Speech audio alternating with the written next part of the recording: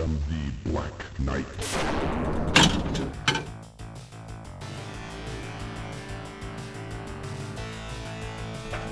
Hey, nice. Gotta have one every single time. It's like coming out of the advent calendar, I have to remember how to be a regular streamer again. Regular streamer. Anyway, hello. Welcome to Upper Playfield Simulator 2000.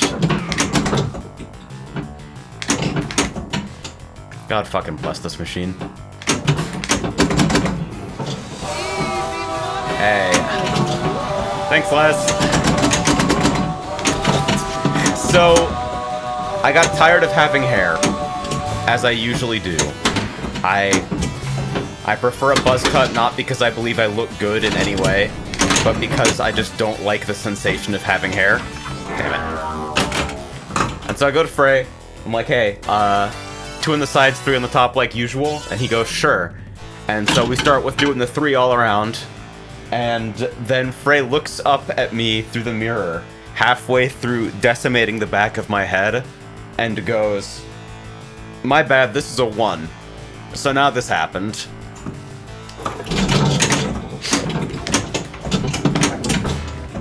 Honestly, I kind of felt like just losing it all for fun. Cool! This is so me when my boyfriend destroys my hair.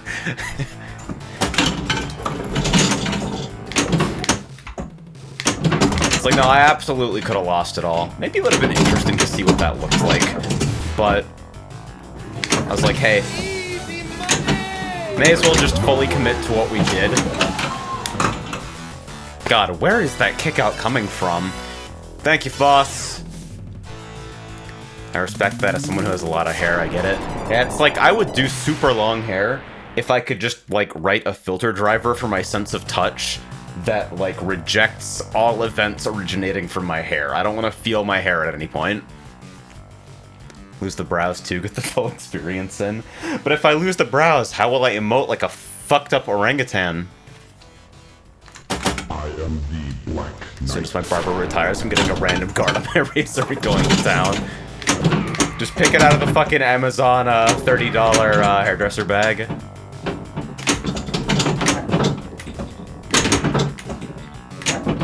Black Knight's fucking hard. You gave me 3 for that? I barely touched it. Fucking rat.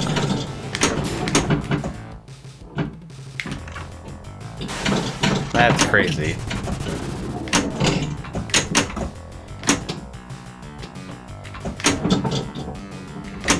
Can I backhand lightning wheel? Survey says no.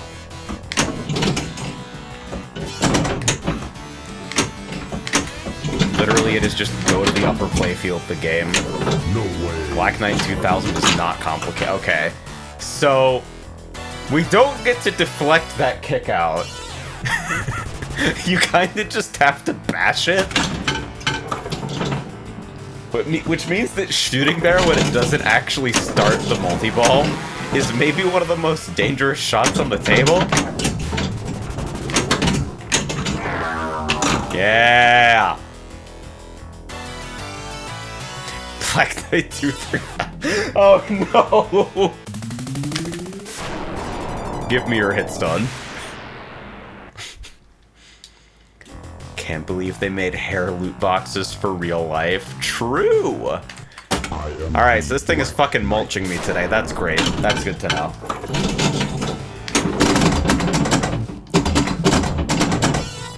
I put up a decent score on Stern Star Wars the other day at round 1. That table's been growing on me. I made a mini post about it on co-host.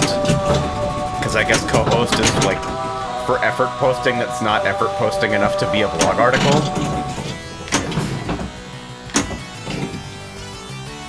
This thing is landing the kill combos. Oh no, I got crossed up.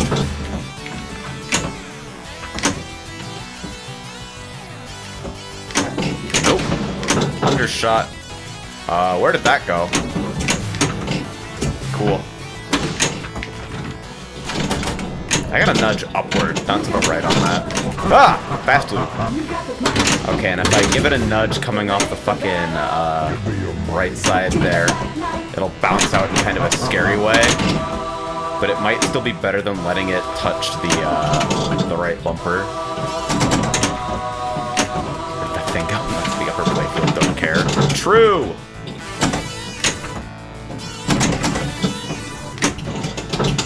So I'm just gonna let everyone know. Cool Magnus. What? Why'd you just spit it back? I'm just gonna let you know. There's like a non-zero chance today ends in Gorgar. And, well, we all know what that means. It means the day ends in Gorgar. All things. I certainly fucking hope not.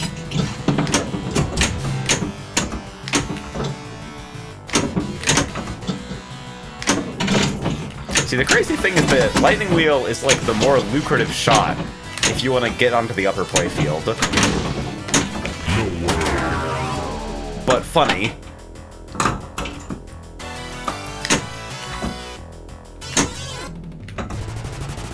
I can't believe that the Gorgar recreation I was using previously actually got updated. It's like, nah, there's more than one person who is absolutely here for fucking virtual Gorgar. Think about the terrifying implications of that. Nice. Yeah, the Gorgar Grand Balance patch.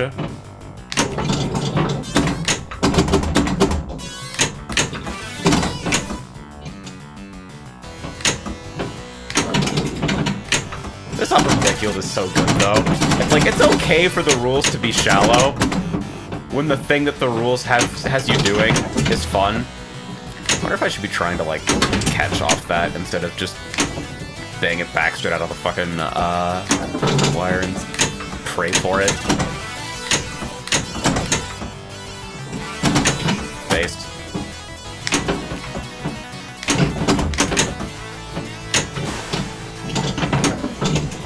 Yeah, see, like, I can make the shot like that on the fly sometimes.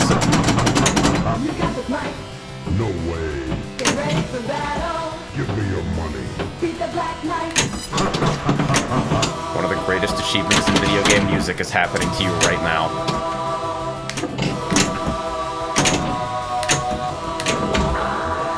Yeah.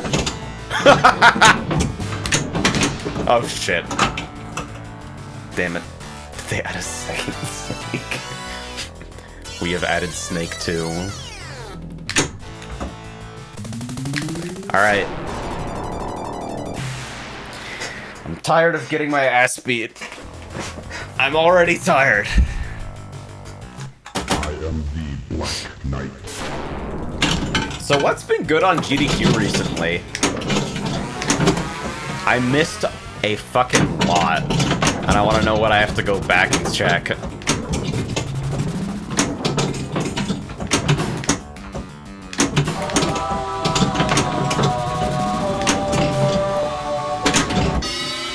Nice. Okay, yeah, Keeg, I'm gonna need the Vlad infographic for Black Knight 2000. I could have kept that in play with MagnaSave.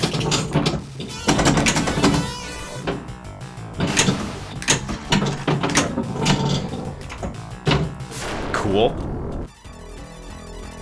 Yonoid 2 speedrun. Interesting. Was that actually good?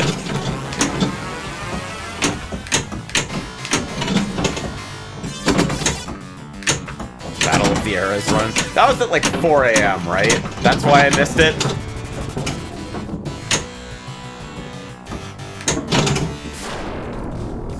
Is VR pinball a thing? It is. The software side of it is pretty messy, but I have tried it out a good amount, and, like, there is something to it.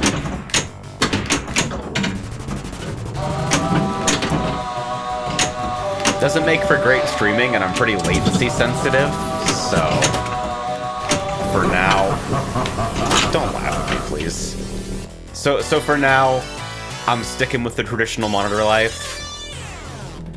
But it's very cool to look at, and I know, like, as far as virtual cabinets go, yeah! It's sort of becoming in vogue to do like a half cabinet with like a PC in it and then a VR headset attached instead of like doing the fucking display stuff. Like, you still put the solenoids in it and everything if you want to go try hard.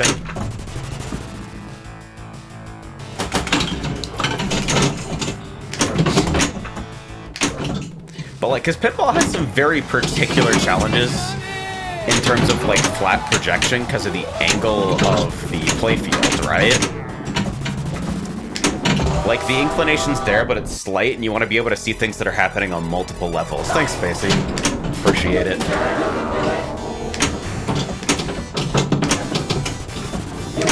The hurry up I will never make in my entire life.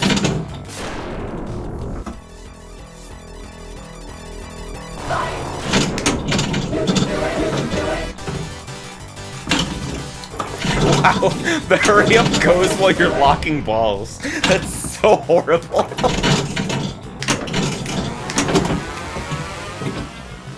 There's one thing I noticed that's way more common than I thought in pinball rule set design and software design is, like, in timed modes, don't you dare give me fucking 3 warnings for that.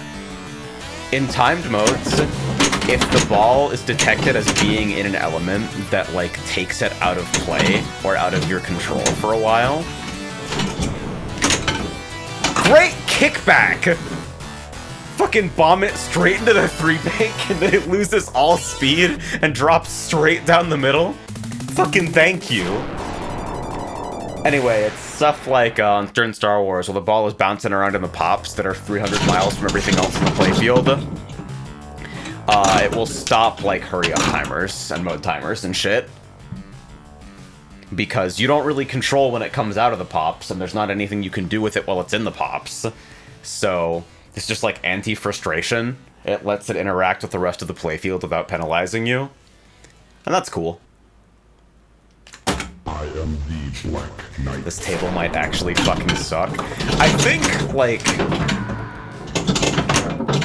there's a certain kind of, like, gaming experience, TM, where, like, you intentionally combine, like, 90% awesome with 10% concentrated Rage Monster. Like, I had a fucking 900k ball one on this game, 1 credit to go, and now it murders me.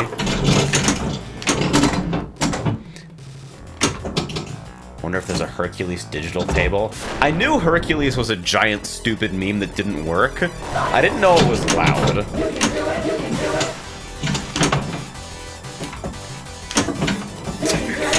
That shot becomes 10 times harder when the hurry up is on. They turn on the magnets in the playfield, man. I'm telling you, it's a conspiracy.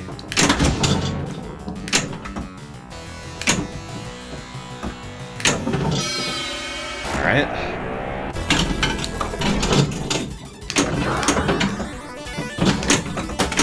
Great. What the fuck am I supposed to do about that? No way. We're alive!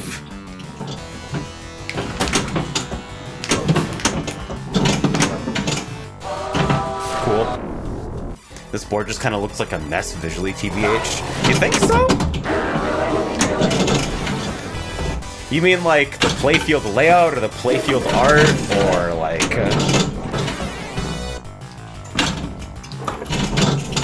Because I think all pinball looks messier from this perspective, for sure.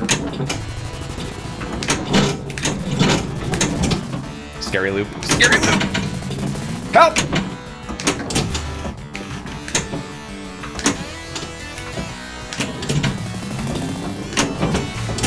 But I like the visuals of Black Knight, for sure.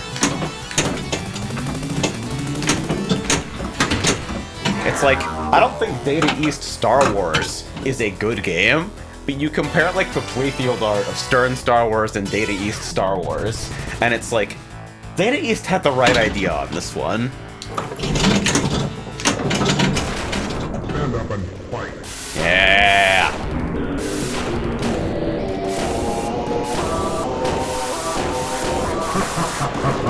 Sound design, baby.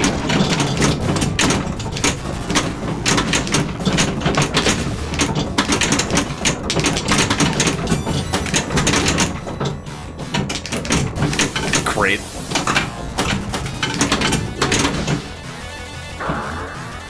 Don't kick it out! Great. Fucking awesome. Alright, I'm warming up, We're getting there. It's funny too because a lot of like... So a lot of people who are super into visual pinball are playing on like virtual cabinets, right? They've got like a playfield monitor at your average like pinball playfield pitch, like 7 or 8 degrees or whatever. And they're looking at it like that, which is like, well, for starters, how do you find a large enough fucking monitor with low latency and a viewing angle that's compatible with that? What the fuck is going on there? But also, like, if you want to see the table... Give me your money. In a minute. If you want to see the table the same way that you see a table that you're standing in front of, like a regular table, a physical table, then, like, you have to project the table onto that display in a weird way for it to be, like, correct enough that it feels right. You know what I mean? I was always terrible at pinball in all forms. I was terrible for a very long time. And, like, just stuck through it because cool sound design and funny flashing lights. And now I feel like I've been getting better. I've been able to put up initials at a couple places, but... there are some things in a couple games that I'd like to see that I'm not, like, quite at the level of being able to see yet. Let's be honest, we're not going to Valinor on this level of skill. Chase says, I hate that VR has provocatively changed me in thinking, does this have VR? Yeah? VR gaming exists in a weird place for me. Dude, oh, come on. Like, I like it and I think it's cool, but since my play space shrunk a lot when I moved, and so, like, stand-up experiences are less my thing now, and now I'm more like, let's play some racing games. Let's play some Sims.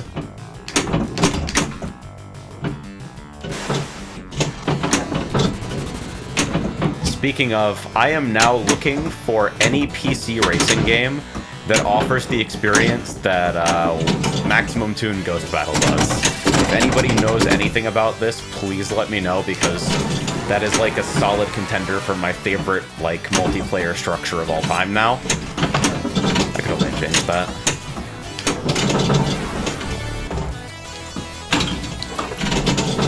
Installed RE2 VR mod and it's good. I should try that.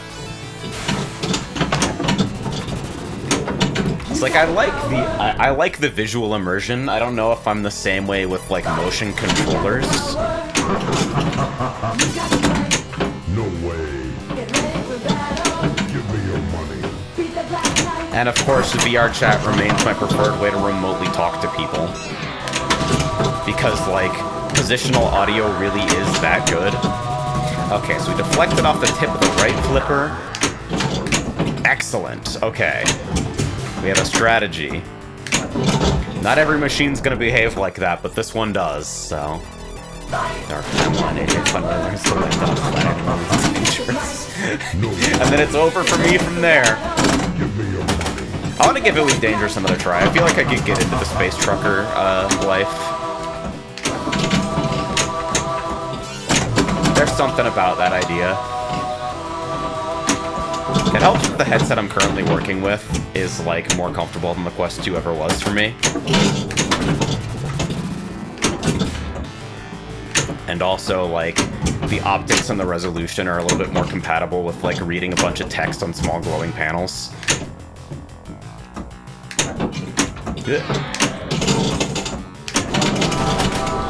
up and fight. Positional audio makes huge conversations incredibly tolerable. Yeah, it's like the fucking voice pipeline could be improved in terms of latency. There's some cope associated with that in VR chat in particular, but like there's also just the idea that if you're gonna be like, if you're getting your audio, oh my god, what?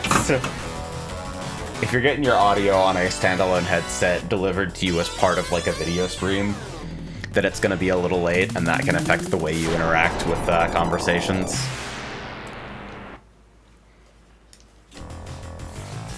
Like, there's a couple things that need to be tackled simultaneously, but tackling any of them is probably some kind of improvement. Yo, Simon. I am the Black Knight. I believe it was you who mentioned Black Knight 2000, right? That's why I have this game on the brain currently.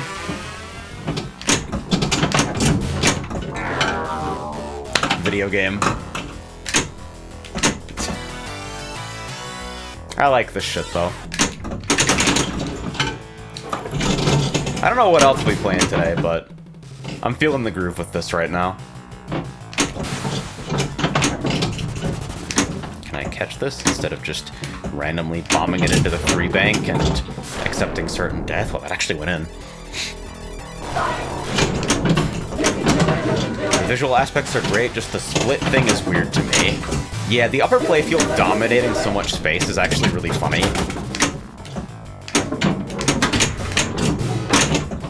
Like, obviously, if you're sitting in front of this table at, like, a 7-degree playfield angle, instead of basically getting, like, an overhead view that's been kind of, like, stretched for compromise, nice. You can see the lower playfield shots a lot better. This is actually a, I'm playing, like, a 3-in-1 VR conversion of this table. A lot of the time, the most updated version of a table now will be like, hey, I took this table from somebody else and applied a like couple lighting or physics tweaks to it, and then retrofit it into an arcade with the cool, crazy neon like wave carpet. And now you can play it in VR because it has a VR environment and will like properly display the back glass and the DMD. Because like, Virtual Pinball is really funny. There's one program that's responsible for the playfield and simulating, like, the movement of the ball on it and shit. But, like, separate from that, there's, like, VPin MAME, which is responsible for running the game code, and, like, the playfield simulator, Visual Pinball X, talks to VPin MAME and feeds it the sensor data that it expects. Except for a couple cool hacks where, like, hey, maybe we directly override certain buttons to actuate the flippers without talking to the software because there's emulation latency, and that's... At a glance, if you see, like, fast flips in the table description, that's what that is, I believe. But then, like, VPin MAME can draw the DMD, but it doesn't, like, it's not the best tool for the job. Like, it doesn't properly support stuff like, the fucking... however many segment alphanumeric display like you see on the stream right now, which is what like games of this era used before like dot matrix was a thing. Even though collectively those sorts of things are referred to as the DMD when it comes to the software. So you got a separate fucking program that hooks into VPin MAME and says, okay, when you try to draw X, I'm gonna actually draw Y. And then separate from that is the fucking software and protocols associated with the backglass, because some backglasses have like dynamic elements or like responsive lighting in them. With like the most blatant and hilarious being Safecracker, which has an entire like board game minigame on the I'm fucking stupid on the backglass. And this is all like the enthusiast crazy person setup. If you want to just like play pinball on your computer or game console, then just buy Pinball FX3 and like you're done. Or like pirate the Pinball Arcade. And I say pirate not because the guys like don't deserve money, but because the a lot of their licenses expired And so many of the tables, while still technically existing in the game and being unlockable with certain means, cannot actually be purchased. I am the Black Knight. Because, like...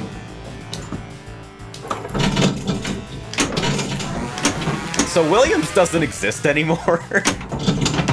And the table designs and rule sets and associated art, music, and sound that they were responsible for are being licensed to game developers to make these recreations.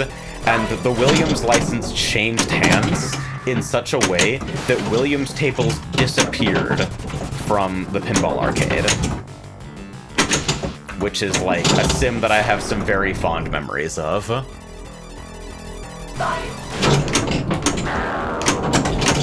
Also, I'm not exactly sure how this relationship works, but like, Williams is a subsidiary of Midway or something? I'm not exactly sure of the business side, but like, you'll find Mortal Kombat Easter eggs in Williams tables sometimes.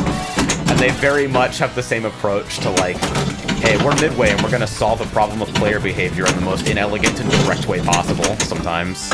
Fuck. Those returns are speedy. That's some scary stuff.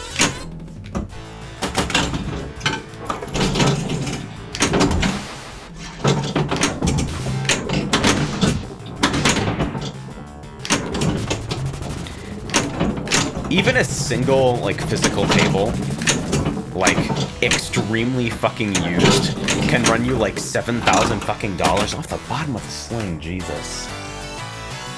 So, if I ever go, like, super hard into the hobby, I think what I'd like to do at some point is build a decent virtual cab, and whether that means VR or, like, just a big-ass playfield monitor, I'm unsure. But those can run pretty very cool. Familiar with the shmup called Truxton? A little bit. Somebody made a sick-ass custom Truxton pinball cab in Future Pinball. I'm not super familiar with a lot of Future Pinball stuff. I think I'll probably have to get that set up at some point. I hear about it a lot as kind of like, it's thought of as like, if VPX is where like all the hardcore simulator recreation hobbyist types are right now, Future Pinball is where they were. I am the And so it has a lot of... Oh. Cool Magna save.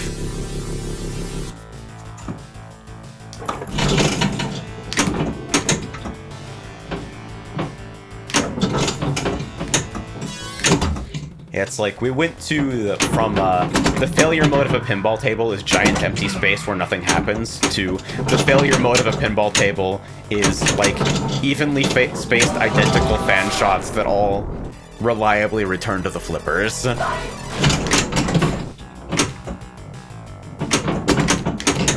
Not every design of that type is bad, but they're very relaxed and they seem very common. Ragna save. I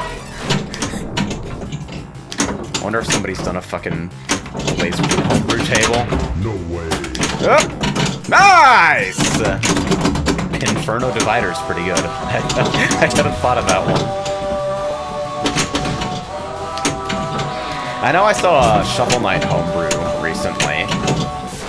Because obviously, like, if you want to do a homebrew pinball table, doing it in VPX is a lot less daunting of a prospect than trying to fucking build it physically. And if you want to, like, prototype a layout, obviously, it's like, if you want to prototype a layout or rules, honestly, it's easier to do it in a video game first for the rapid iteration, and then, like, do your white bodies or whatever.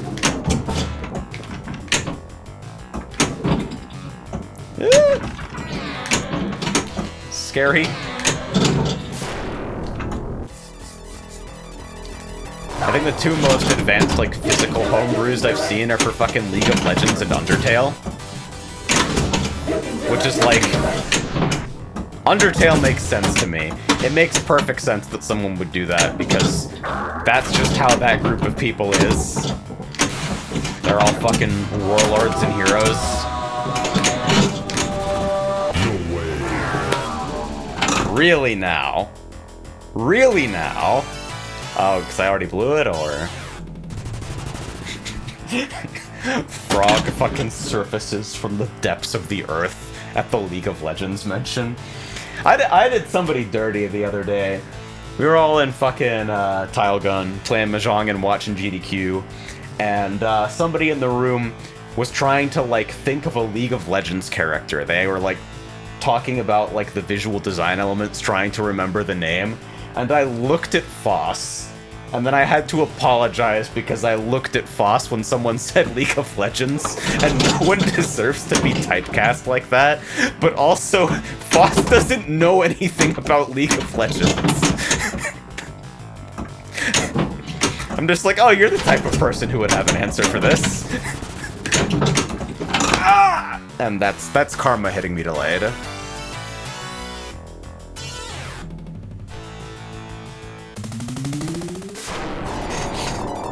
Alright, one more here. I've got my usual lineup of fucking comfort food tables on deck.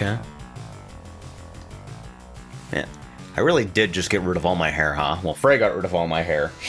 First on accident and then on purpose. I am the It black. feels really nice, dude. I don't know if it would feel worse going, like, completely fucking shaved head, because then you get some shit associated with, like, hello, there are some new sensations being applied directly to my scalp. But, like, Speaking of Tile Gun, PC should be fixed on Monday. Nice! I uploaded the next build that y'all were into public, by the way. With, like, competition start and the assist disablers and all that. No way. I also, Frey fixed up the light switch light mapping for me, and Orange Star was right. It was the UVs. They were... The light map UVs were fine, but the UVs on the object itself were fucked. And I confused one for the other.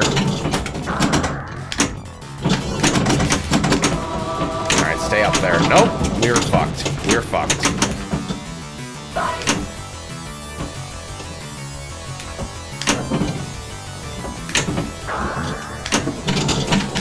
Ah! Why do you kick it out like that? Why are you so mean to me?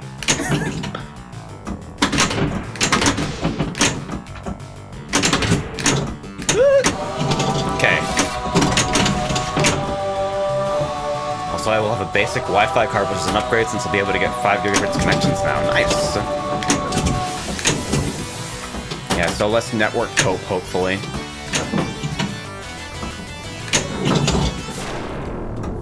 I've only gone full shaved once and it was an interesting experience, but not something I'd do again. Fair enough.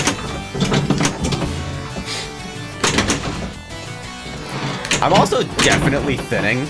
Like, not a whole lot, but like enough that on camera you're gonna see it sometimes, and I just need everyone to be ready for that. And that sort of thing makes me want to just go full, like, maintenance mode in the hair department. Why?! Do I have to fucking slam it on the way out of the kickback so that it hits the fucking outlane post and deflects? Because that default return is sending it fucking straight into hell.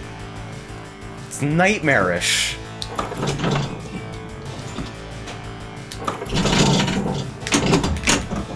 That's the other thing about going shaven is, like, VR with hair kind of sucks dick sometimes.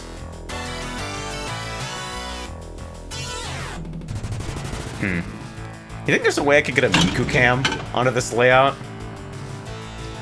I had that fucking Sakura Miku I got from the fucking round 1 crane machine. I have never seen a crane machine in that style before. The kind where, like, they remove one arm from the crane and then put a fucking... Put the object of your interest on, like, a pair of metal bars in, like, a V-shape. And the objective is to use the motion of the crane closing to, like, push it off of the bars. So, like, you get a progress bar. And that was, like, the primary reason I was like, you know what? I think rigging this to fuck me over at the last possible moment would require more machinery than I can see in this box, so there's a possibility I might actually be able to acquire the thing. And also, apparently, like, round 1 claw machines are pretty generous, considering, like, the number of people I see walk out with 30 plushies in their arms. I am the Black Knight. I don't think they removed one arm from the crane. I think that arm of the crane broke and they improvised. Those bars, they don't look like someone fucking Russian engineering a crane game out of, like, duct tape, aluminum, and a crane game. It looks like something that someone did, like, with some degree of intention as a gimmick. Because there's other gimmick crane games there, too. The shit with, like, the fucking plastic cups and whatnot.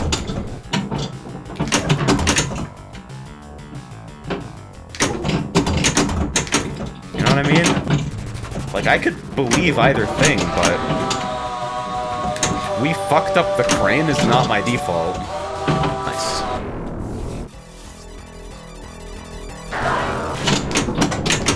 Alright. Yeah, we don't fuck with the ball being anywhere in that region. Nope. You know, Black Knight's Sword of Rage actually has a jackpot it gives out for successfully catching a ball with MagnaSave during super modes. That's so fucking insane to me. Especially because the MagnaSave button is on the fucking lockdown bar, where it's way harder to reach compared to its location in 2000.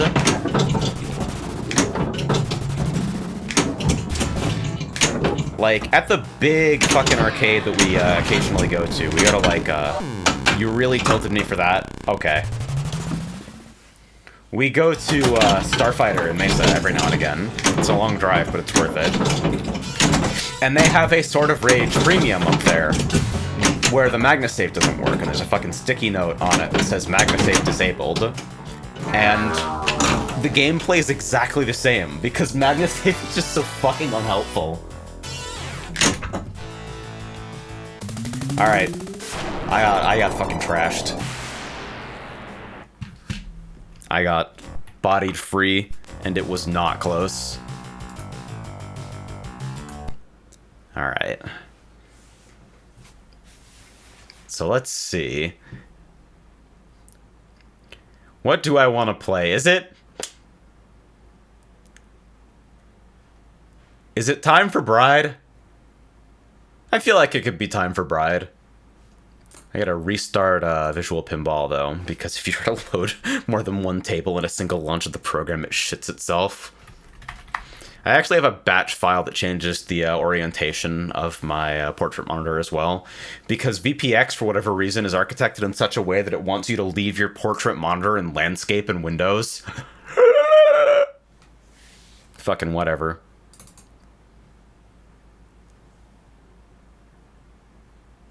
Did you know that the dev who made Maiden and Spell is making another game? Yes! I am so fucking excited for Rabbids in Steel. I've seen a little bit of the preview gameplay, and I cannot fucking wait to be the worst raider on Earth in 2 games at once! Oh, hey, I left my old score. Alright, I think I have to repoint the displays here. Was this top, bottom, or left, right? The fucking display layout. I actually forget. Alright, that's wrong, at least.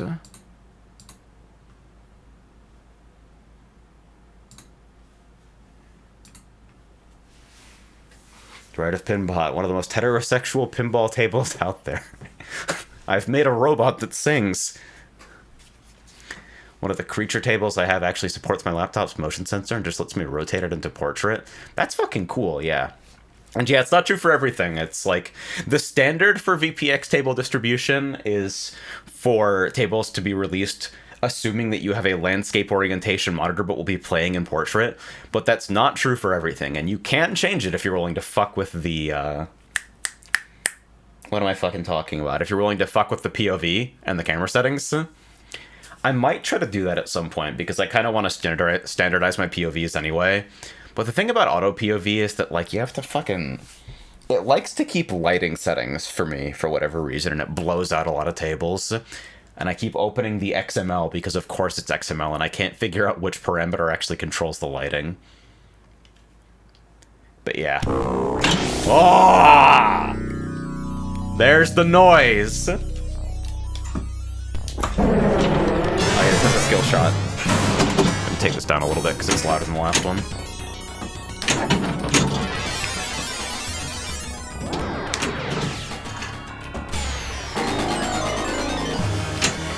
Oh, already? Already? Whoa.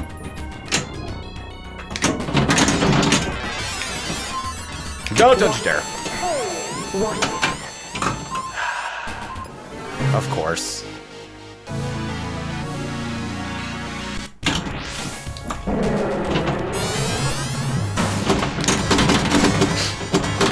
I feel like generally I'm not super interested in skill shots. Love these jets, by the way. But if you're gonna have a skill shot, it needs to be a skill shot where if you go for it, you don't get to plunge again. I hate plunging 20 fucking times to edge my way towards, like, the optimal distance. Let me just fail the skill shot instead.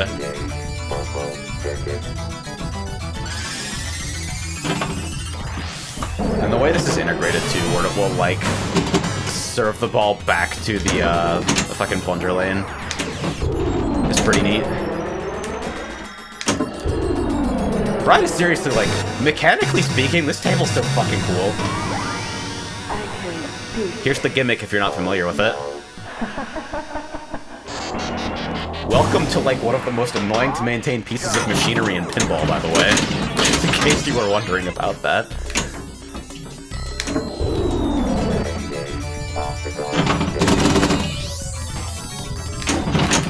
Ah! Horrifying ricochet. Yeah.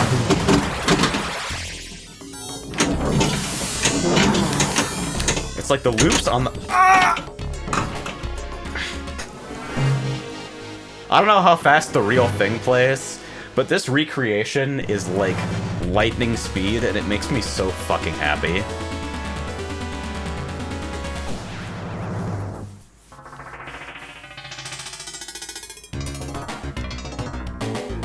Just gonna let this rock for a bit.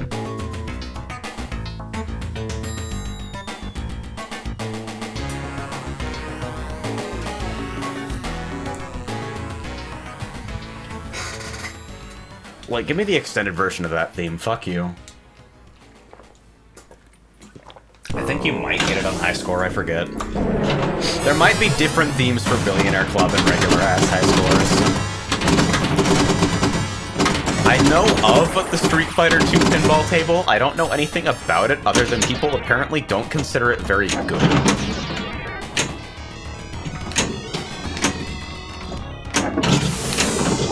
Ah!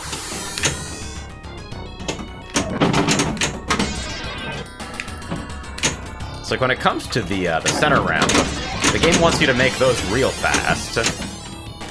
It's like got progressive hurry-ups for them, but when it comes to like that left loop, it's actually just there to terrify you. Good modern Street Fighter, man. Dude. I want some things too. I want a fucking unicorn. I don't know, maybe we're in the era where Capcom starts respecting its properties again, because everyone seems to be pretty on board with Street Fighter 6! Which is a meme that's just never gonna leave this channel, I guess.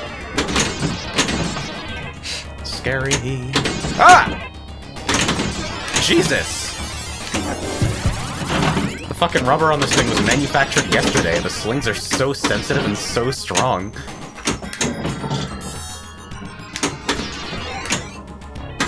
Look at how long I've been in sling hell.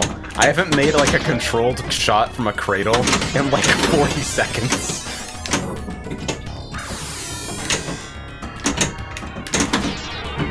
It's still going, by the way. Literally all I want to do is shoot the fucking shuttle ramp.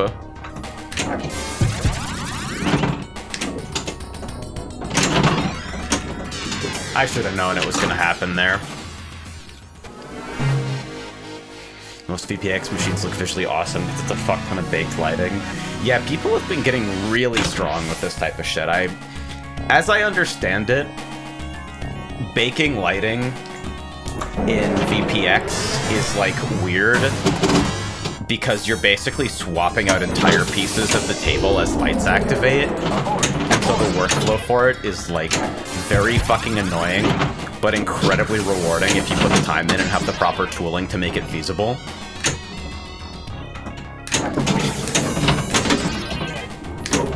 It's like, really look at the number of inserts on this playfield right now, right? There's so many lights. I can speak.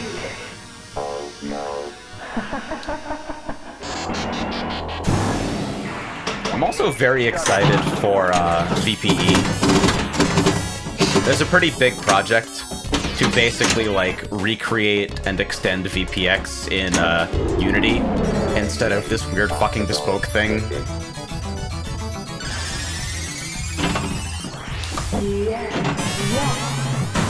With the goals being like, oh, we have first-class VR and ray tracing and actual support for EM scoring mechanics that don't make EM recreators want to fucking kill themselves.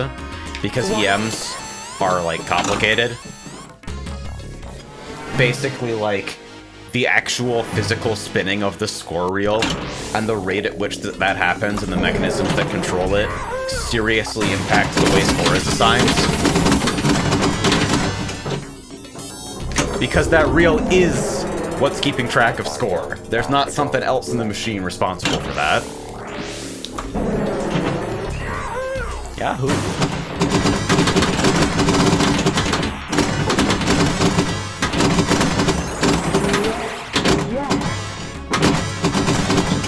A lot of things like, what happens if you score points while the reel is already ticking up from something else? Damn it, damn it, damn it, damn it, damn it. Okay.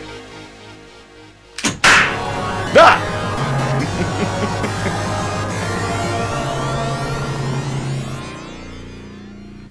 I exported a VPX table to OBJ because of course VPX supports that. Let me tell you, the workflow required for a lot of these caps is completely infeasible for any other project. Yeah, it's like... So one of the big showcases of the render pipeline in use for VPE, the Unity recreation, is Creature of the Black Lagoon. And the reason for that is because Creature is a fucking spaghetti maze of transparent ramps that covers the top 3/4 of the playfield. And lighting it in the ways that VPX wants you to light things is just not possible. That's the knocker. Literally a fucking solenoid attached to a piece of plastic that drives into a piece of metal in the back box. Specifically just to make a loud-ass noise when you set high scores or get bonus credits. I fucking love pinball. We designed this mechanism to do nothing but be unbelievably annoying and loud in an arcade. It will dispense the serotonin once you are conditioned.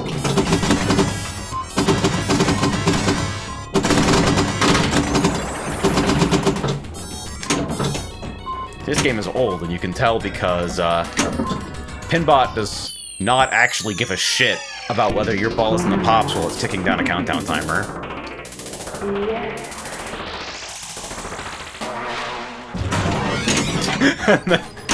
No fucking watch for left kick out. None of that either. Ah! Help.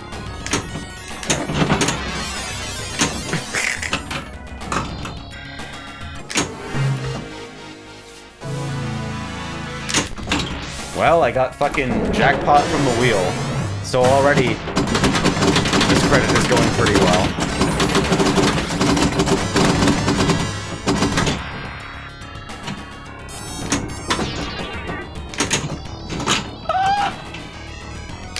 I'm actually trying to decide, like, what my favorite Williams table actually... Thank you. Hello there. Not only does it fucking blast the knocker at you, but, like, that sting is so good. The fucking FM bass and the fucking choir samples. Dude.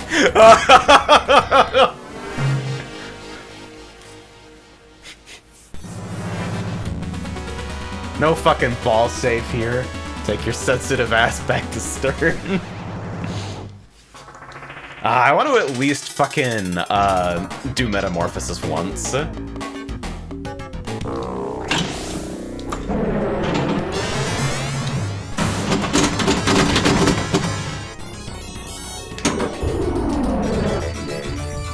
Which means a lot of fucking shooting that shuttle ramp. Whoops.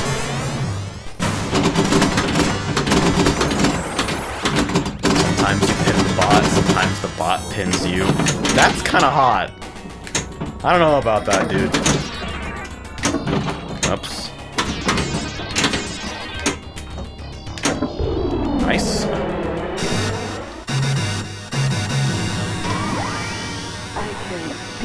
There's a fucking light in there for no reason. It's so cool.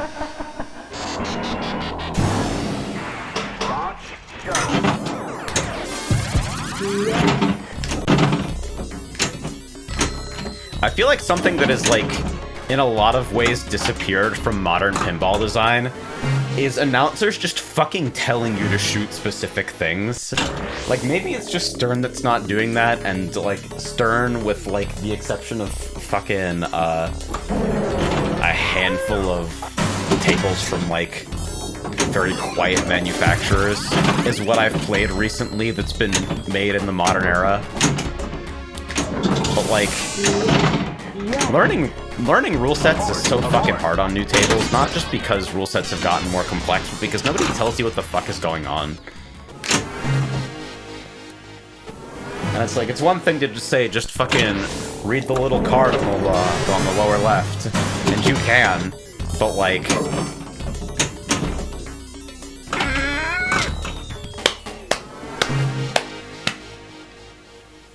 I'm getting mulched, it's embarrassing, it's very bad. Table won't let you restart until it has the fucking head rotated back.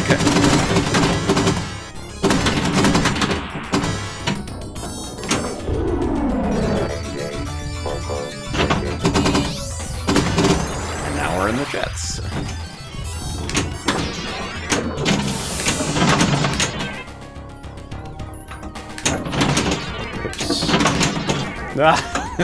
All I want is to get it on the right flipper.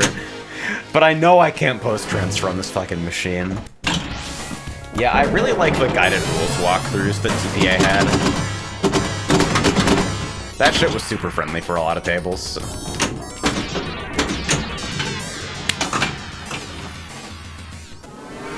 You guys are seeing this shit, right?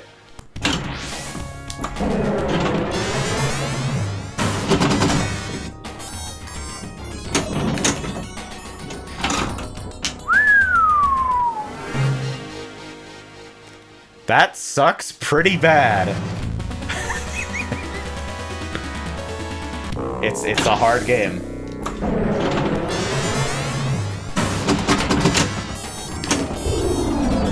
It's amazing how important ball save actually is. You don't feel it until they take it away.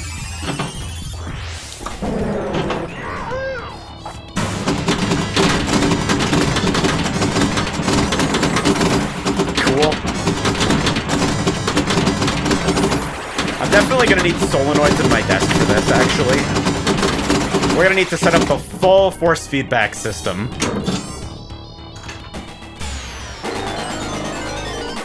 Maybe I should just be letting this dead bounce more often. Fucking, why would I say that? Okay, so no dead bounces on the fucking, on that kick out. That's pretty bad. That, like, comes out flying. That's... Okay, so not from the jets, and not from the fucking far left. Both of those are bad places to dead bounce because it is literally just too fast.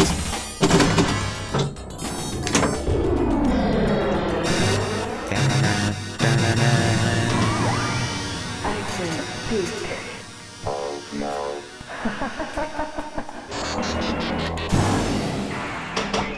Can I let it roll across? Maybe. Oh no! Oh no. The table knows. Anakan asks, are you winning? No! Not even close. Currently, I am getting my head bashed in by the ghost of fucking pinball designers from 400,000 years ago.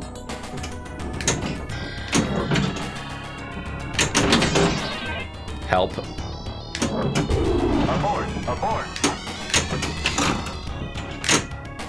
It's like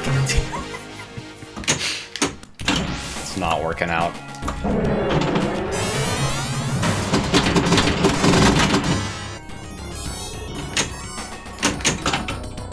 Okay, yeah.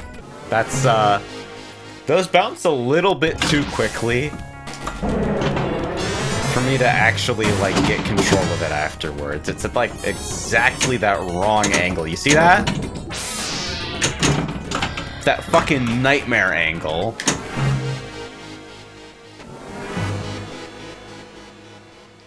Alright. So we're applying more effort and playing worse. You know what that means, right? The solution is obviously, number one, to feed the machine more money, and number two, to play with much less effort so we can play better. I'm just gonna play by feel, Nia.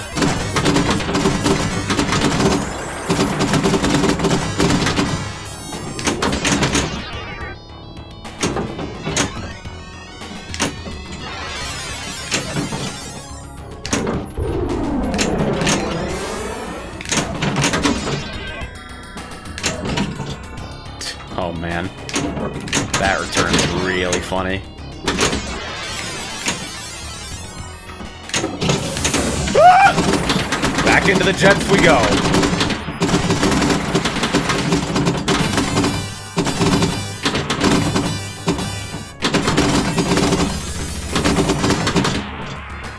Honestly, the jets are like not completely worthless for scoring.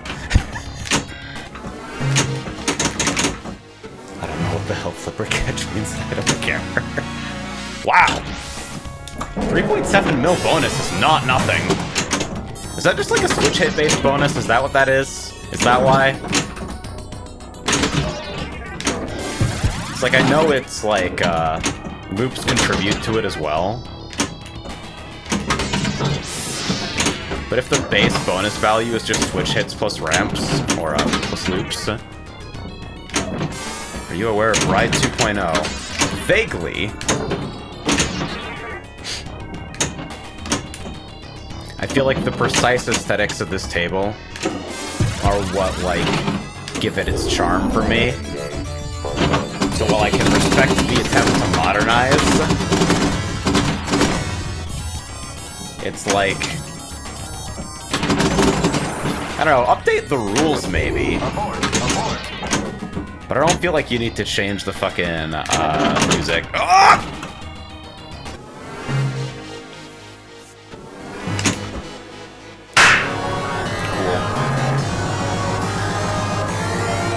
Cool. There's also another conversion kit for fucking, no good gophers that I'm aware of that does the same sort of deal.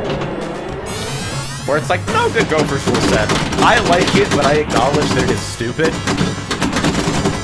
And it is, like, not well balanced.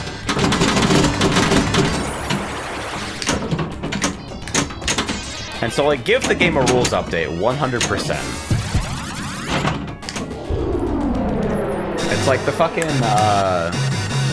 the fan patch for Theater of Magic. Is it a fan patch or some fucking weird distributor in any case? The one that's like, alright, let's make theater a little bit less rewarding. Let's make repeated fucking left orbit shots less rewarding. Let's fix some software bugs with the trunk.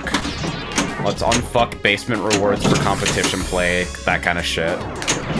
Those are like all common sense changes that I think like almost everyone who plays the game can agree with being good.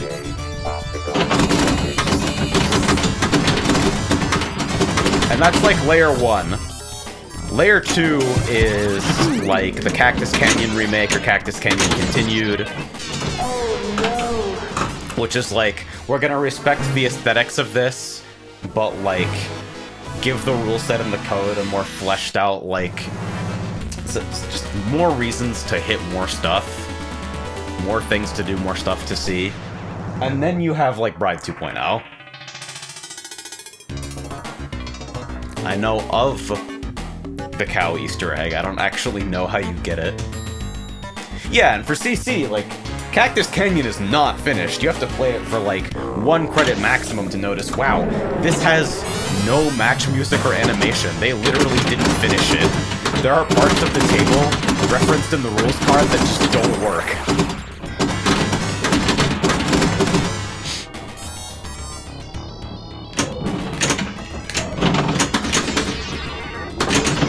This is just gonna... This conversation is gonna lead to me playing Gophers, huh? It's fucked because the Gophers recreation I have for VPX is, like... I like the physics, but the kick-out, the kickback is, like, wrong. It kicks onto the KICK stand-ups instead of basically up the right orbit, like it actually does on hardware.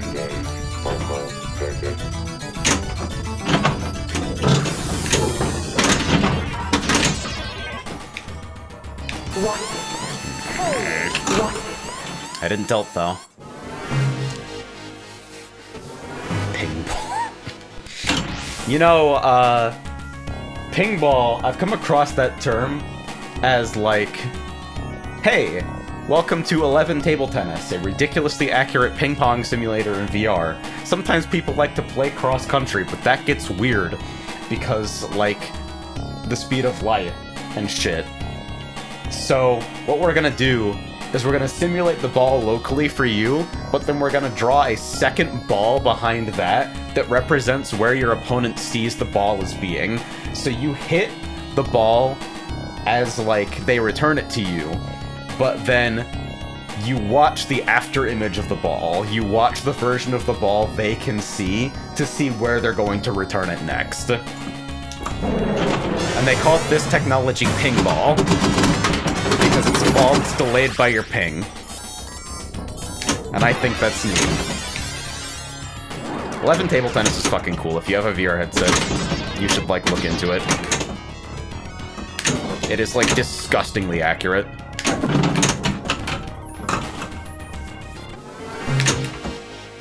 Man. Dude, Bride is fucking crushing me today. This is awful.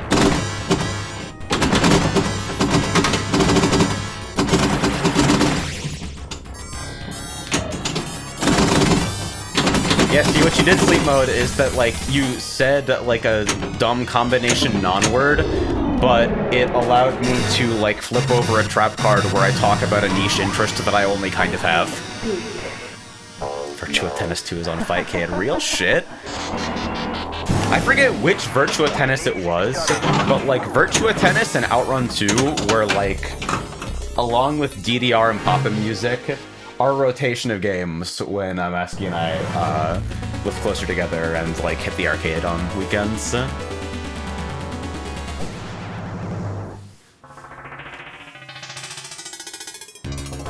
Easter egg on this table, otherwise the table will play Old MacDonald Had a Farm complete with lyrics on the display. That rules. Yeah, it's like, I think it might have been, like, I don't know numbers here, but it looked like a 360 game. It was about on that tech level. It might have been 5. Hold on. Or am I just saying 5 because Virtua Fighter? Now I have to look this up. And I can't, like, tab out of VPX, or it will throw a fit.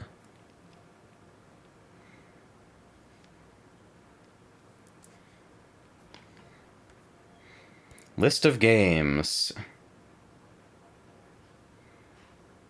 Okay, Virtua Tennis 4 did get an arcade release after its console releases, powered by the PC-based Sega Ring Edge arcade system. Yeah, I think they might have had, like, one of the deluxe 4-player cabinets of that.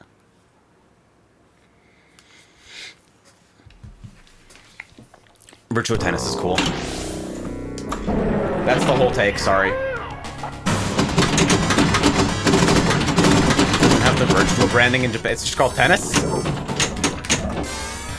Is it unbranded or does it have different branding? Uh-huh, I got loot credit despite it not clearing. Do I have the time to turn on my fan? Nice. It's called Power Smash over there. Huh.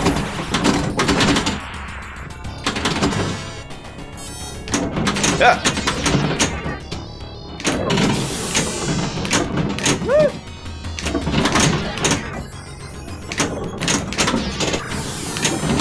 Like, I fucking love this thing! It's so terrifying and fast.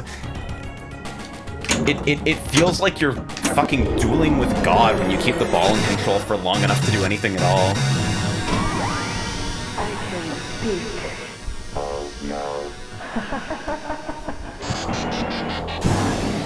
I'm gonna have to take a look at that image in a second. I guess now is fine. I gotta wait for it to serve the ball, or the ball search is gonna go fucking crazy. Here we go, let's see. This is the machine pride of Pinbot, bitch. We clowning this motherfucker, better take your sensitive ass back to Harley-Davidson 3rd edition. This sucks! This image fucking sucks.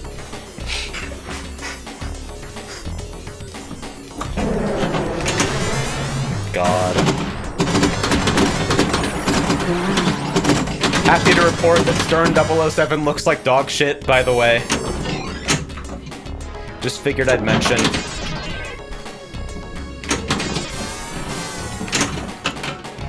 That ramp reject is...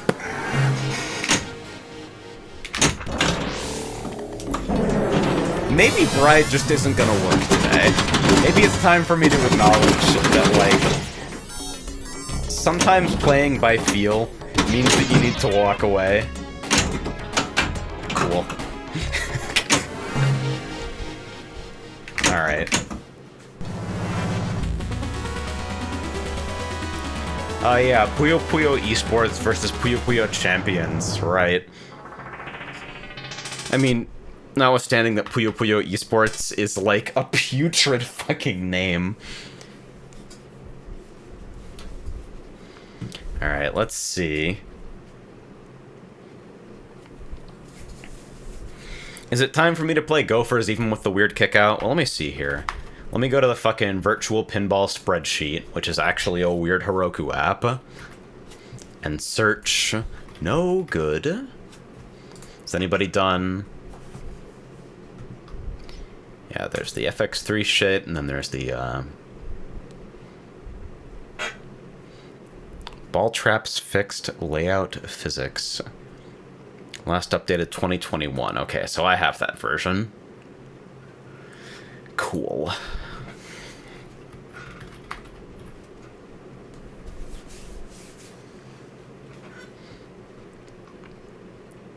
Alright. It's Gophers time! This fucking piece of shit! I think I have the most powerful emotional relationship with Gophers out of, like, any table that I've ever played. That doesn't mean that I dislike it or that I like it, just that I feel strongly about it. You were a cruel person, making me choose between Binpaul and FF14 and AGDQ. Maybe so. Golfers. Turn that MF shit up.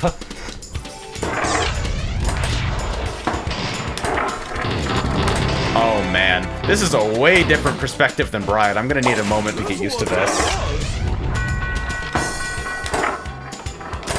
Oh yeah, we can't be overshooting the fucking driving ramp like that. That's very bad. Oh, no DMD, my bad. I gotcha. Hold up, there we go.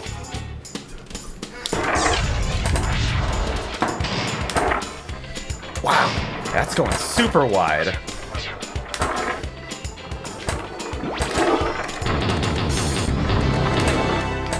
Actually, given that this has the fucked up kick out anyway, I wonder if I just want to play this on FX. Easy jackpot. Do I remember how to get the fucking FX back glass onto Flex DMD? Or not the back glass, but the DMD. This ain't as easy as it looks.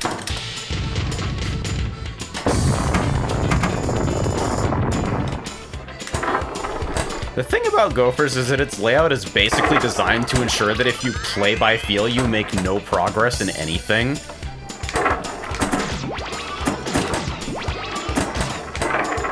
It is, like, incredibly obstinate about its objectives, but then, like, none of them are actually important because, like, if you're playing for competition, you actually just go for multi-balls over and over again.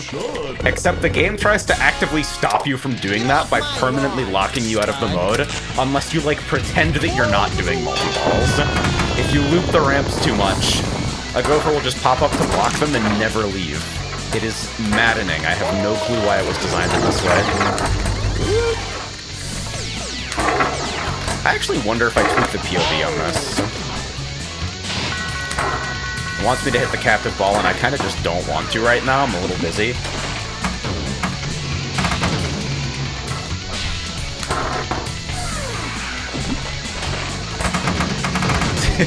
Tetris is at a slight disadvantage, by the way.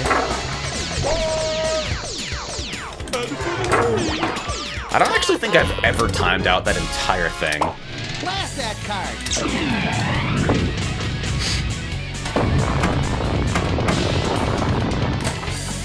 It's like... Gophers is forgiving, but it is not friendly. That's how I would describe it.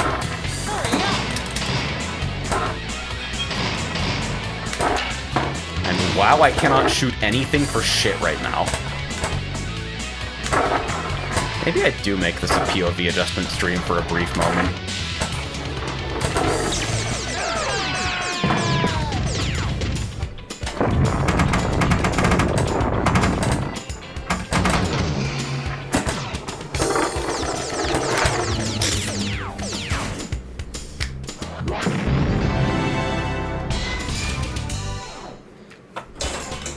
Plus, like, the aesthetics of all Williams games of this era are just good.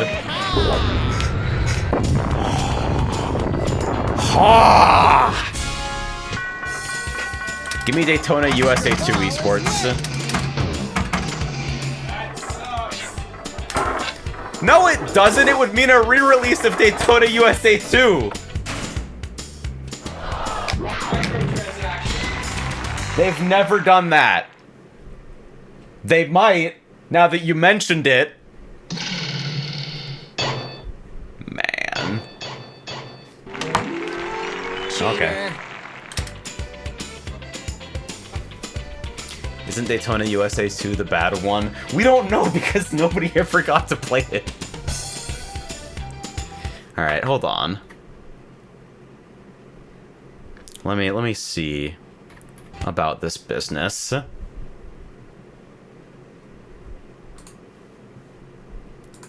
I'm going to relaunch VPX. And I might actually plug in a Rostagger keyboard for a second because I don't want to do this on my function layer when I don't really know my function layer very well currently. And I am going to open Gophers. And we're gonna fuck with some shit. I'll run 2006 Rollback Caster. That game's got LAN support. We just need third-party lobby servers or something. Yeah, I know. Alright, so let's try FOV of 20. I like that as a standard. Layback 0, please. Check out this cool effect, by the way. Layback 0 is gonna look weird for a second. XY scale. Oh, it's at Y scale 1.25.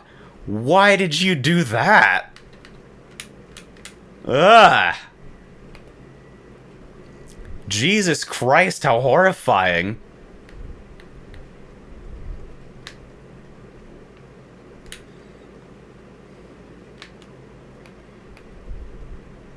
So, like, I know dead on isn't actually how I wanted to do this. So let me look at my Black Knight POV and see Okay, I did inclination 30, FOV 20, and that felt like fine. With like layback 0. See, yeah, this looks reasonable as a starting point. Yeah, see? There we go. Now it looks like a fucking pinball table. Isn't that crazy?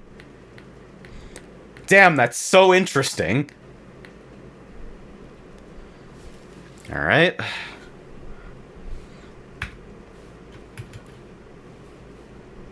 Is there something I have to do to save this? I forget.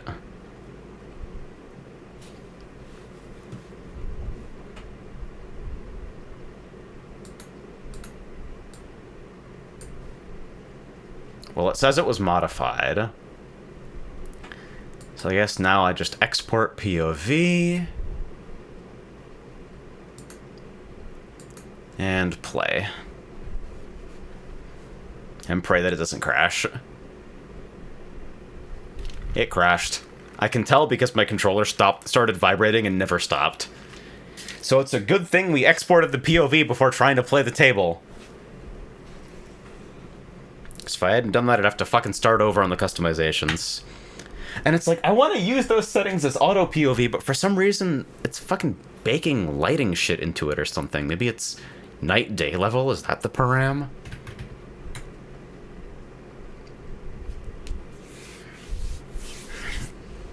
Dude, so Frog, about those fucking Bimani live services, I bet you didn't know that fucking Sound Voltex, ES Music Cloud, or fucking Kono whatever they're fucking calling it right now, not only does it have like a subscription to like, it's either a subscription or you pay through credits. It might just be subscription now.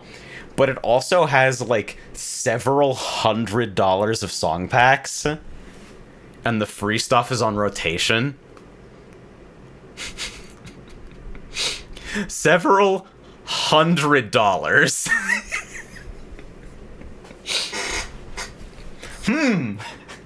Why do people want to play on simulators instead of on official? That one's really tough to figure out. Alright, let's see.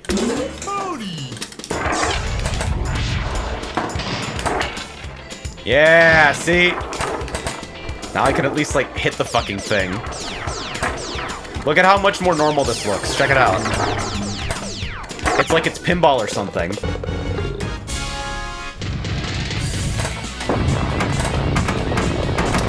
What's the captain's ball?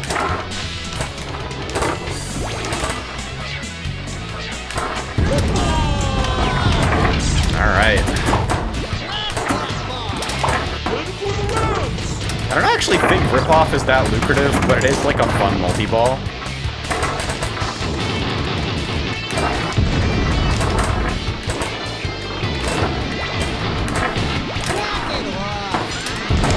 So the rule set of Gophers basically goes like this.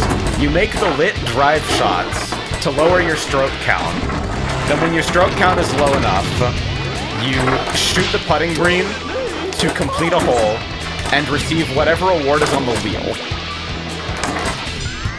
which is in the center of the playfield, and yes, does fuck up your ball if it rolls over it while it's spinning.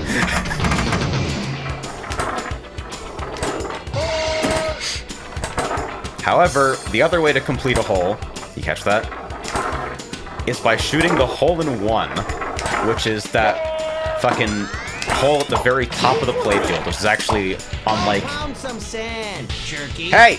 Was Bud! that really necessary? Bud! Bud! Ball Search will fucking drop him in a second, but this is just a good example of, like, the way that Gophers is. Anyway, in order to shoot hole-in-one, it's on, like, that transparent upper playfield. So what you have to do is lower that big metal wedge in the center of the playfield by having it roll through the left in lanes while lower driving range is lit. And then you have to make that shot on the fly immediately. Bomb it from the left flipper off that fucking giant wedge-shaped metal ramp and launch it directly into the hole-in-one. Too narrow and it'll roll off one side and drop it into the, like, left orbit. Too wide and it'll fucking drop into the right. But just right, and it'll fall right into that hole for the most lucrative shot in the entire game. Anyway, ball search. How we doing? Oh, wait, no. Why is it in the fucking plunger gun? What's happening? Slice! Big deal.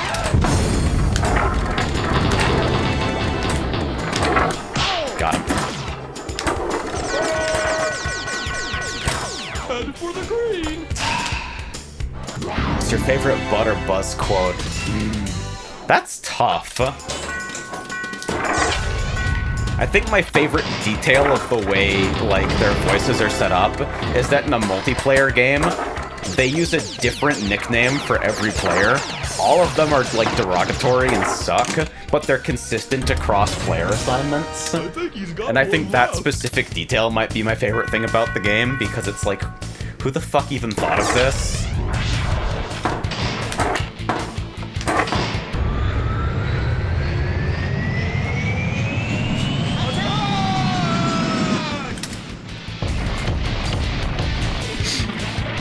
The insane stupidity of, like, the don't choke exchange at the end of Hole-in-One Challenge, or the start of Hole-in-One Challenge, might be my favorite, just because there's actually no reason for it to exist in the way that it does.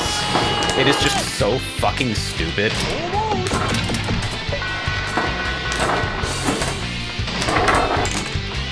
So you start this multi-ball by locking balls behind, like, the gopher shots.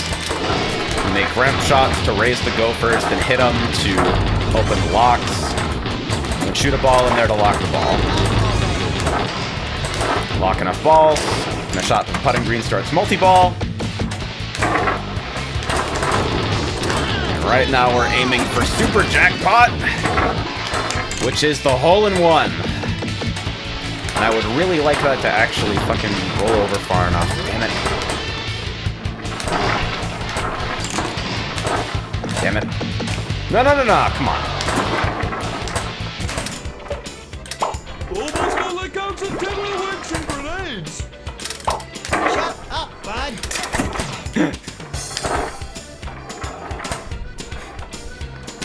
Even Buzz hates that fucking guy sometimes.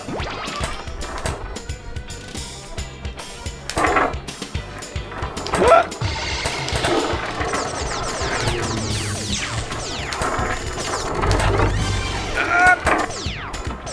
Come on, be nice. Be nice for 1 second.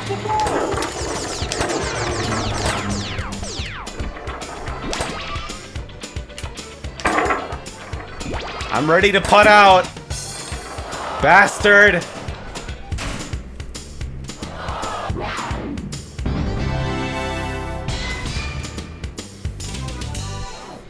The Gophers conversion I used to play made it impossibly easy to do hole-in-one drives. For comparison, things were really simple back in the day. Huh, I wonder what that was all about. Nice! That shot, fucking 10 years later. Nice is the reaction every single time. It's never anything more or anything less than nice.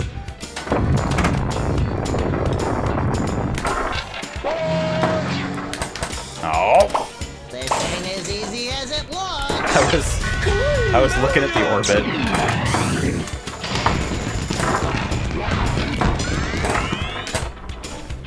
Also, the flashers in this table are fucking insane. Like, if you have ever played it in real life, the flashers are some of the most aggressive shit you will ever see in your entire life.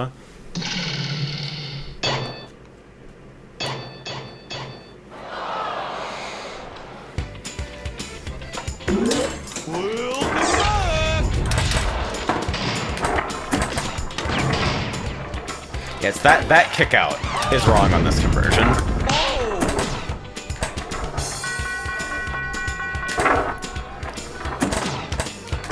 It is actually supposed to be stupid strong. It goes like all halfway up the fucking right orbit sometimes. The ball is lit. Knock it off. Ah! Almost.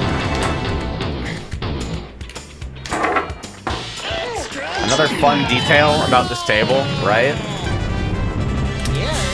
is that it got a software revision that disabled the behavior where basically given every single opportunity, the table would spit the ball straight down the middle at you when it was like returning it from a capture state. It would just throw it out of the putting green directly down the middle at like Mach 10. And they finally added the option for it to stop doing that and for it to like serve it to you a little bit more politely through the pops instead.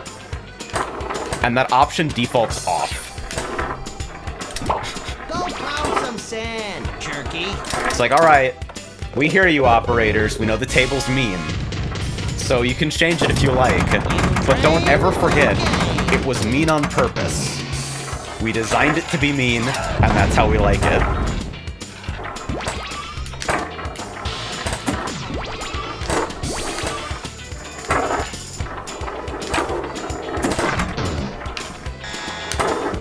Don't warn me for that, I barely tapped it. Be fucking reasonable. Ah!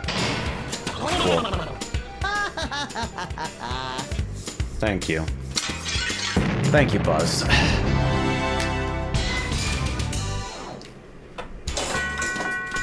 Yeah, it's very much a fuck you. Impressive. The other software adjustment that I find really funny, nice by the way, is Theater of Magic has an option that saves your ball.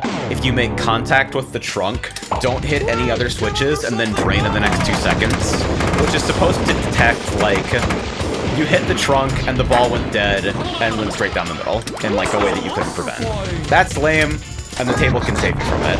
That option's also off by default, because the trunk is supposed to be a scary shot with risk associated with it, because it's, like, so rewarding. At least that's the idea. In, like, actual play, you just, shoot theater 100,000 times, unless you're specifically playing for Grand Finale. But hey, details. And it's like, dude, combos into the slam ramp feel so good. But also, like, sometimes the ball gets spat back at you at Mach 10 with spin coming off the fucking wheel. That is, like, absolutely maddening and makes no sense. And also the ramp rejects are kind of scary.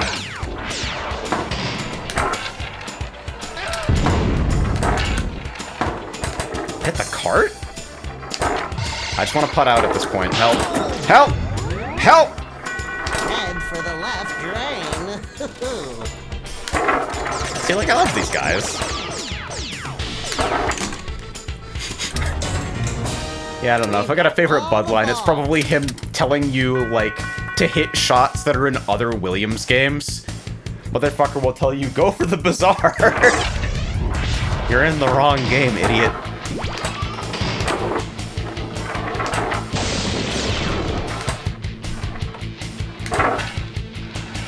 Ah!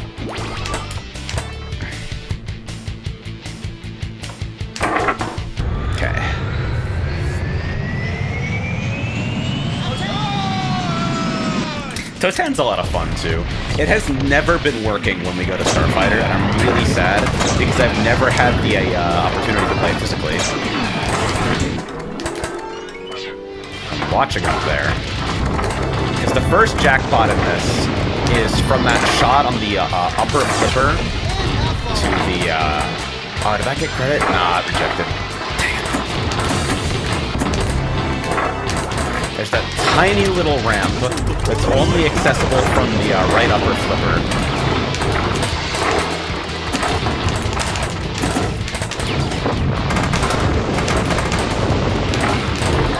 Got it.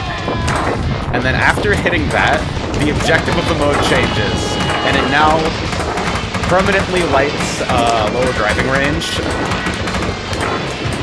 and puts super behind the hole in one. Did I start Card Attack? Oh, we're in Ripoff and Card Attack? What? Hey, does anybody know what's going on? That was definitely a Ripoff Atta-Ball, right?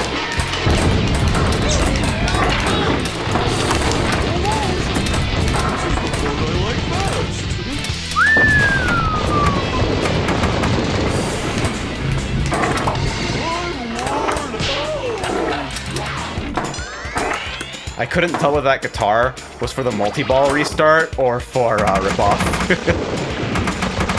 Because if you don't jackpot, you get the opportunity to restart the multi-ball once by shooting the putting green on a hurry-up.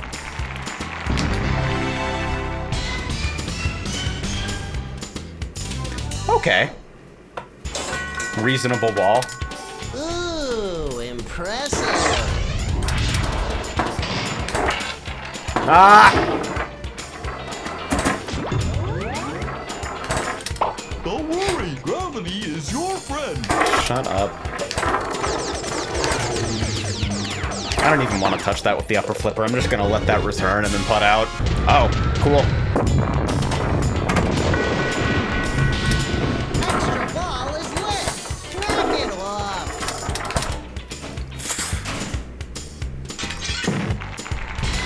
It's like these fuckers and their incidental dialogue is a gameplay mechanic. Whenever they have anything to say, they will pop up and block a shot. The courage to do that is insane. Lucky. Because, like, those like, the fucking Buzz and Bud toys, it's like, they give you some points when you make contact with them. It's not completely worthless to hit a gopher. But when you hit them, your ball goes dead in the most dangerous location on the playfield.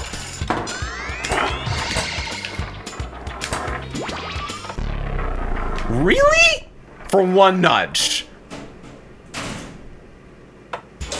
You're certain of that? Ooh, Really lucky. Impressive. Great! Nice.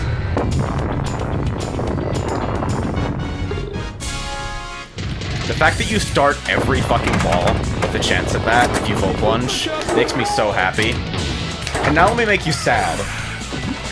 On fucking Williams Pinball Mobile, the like FX-based thing that currently like I believe Zen is responsible for it. It's like the only way to play these games on mobile. It's one of the few like supported ways to play these games at all. Full plunging doesn't work. It won't clear the ramp. The fundamental design of the game is broken in that way. Knock it off. Ooh, sweetie. Better than that.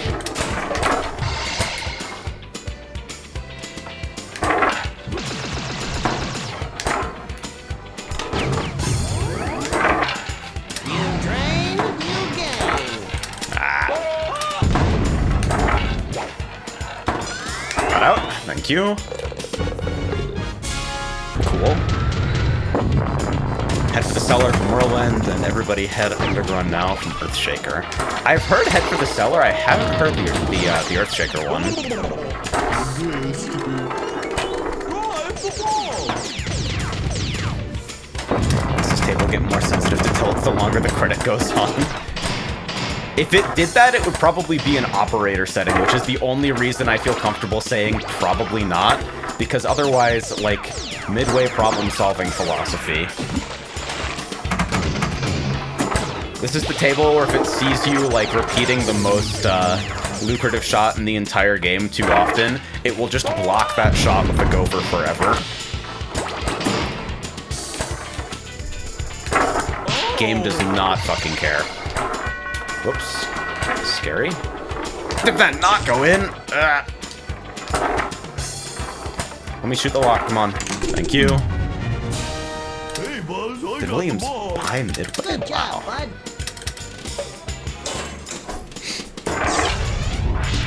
Yeah, the fact that you can get luck-based hole-in-ones, luck-based extra balls, it's like, this is an incredibly luck-based game if you try to engage with, like, playing golf at all. I can feel the power. That's all those Because, like, in wires default down there. settings, there's no extra ball limit. Like, the wheel is a little bit rigged. Extra ball doesn't have the same chance as the other options. That sucks. But, like, you can still just keep hitting it.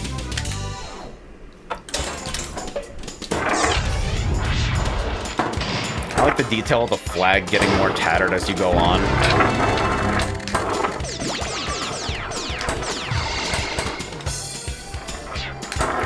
Like the golf course has been fucking torn to shreds by this epic gopher fight. Alright. I don't know if I can hit putt out from the left flipper. I can hit it from here if I don't suck. Try again. That'll work. Slice. Shut up, Buzz. I know you have some shit to say.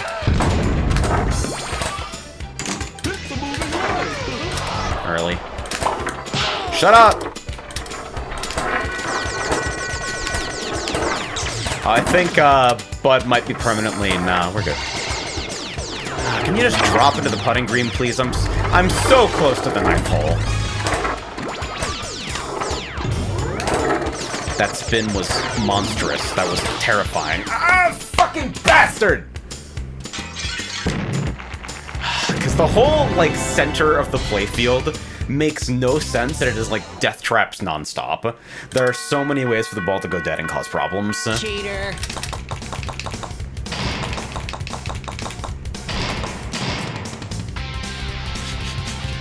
I love Gophers, but Gophers sucks.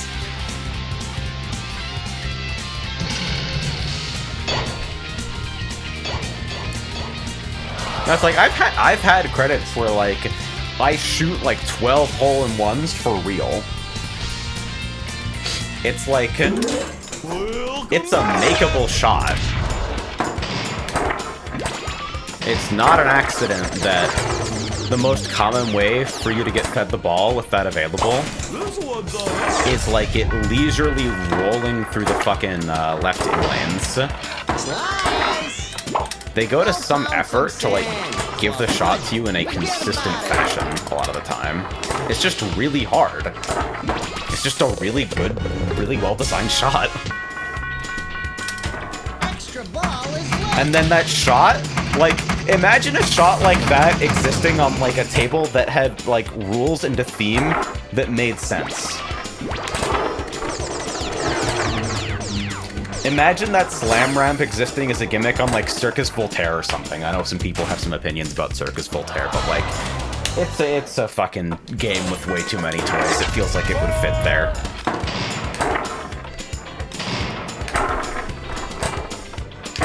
But what's crazy about it is that like its integration with the theme is good. It's just also like insane.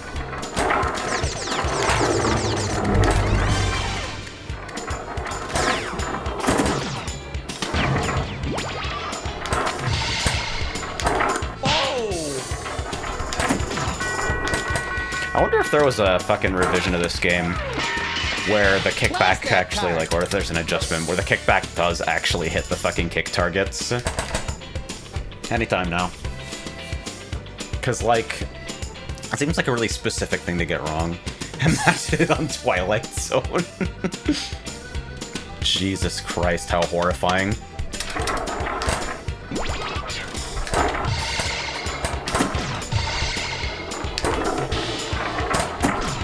Dude, Twilight Zone is like... Twilight Zone makes me feel dumb. Every time I actually play Twilight Zone, whether it's in a simulator or physically, I like... It beats my ass and I have no clue what happened to me. It's horrible. That's not right. What happened to my brain?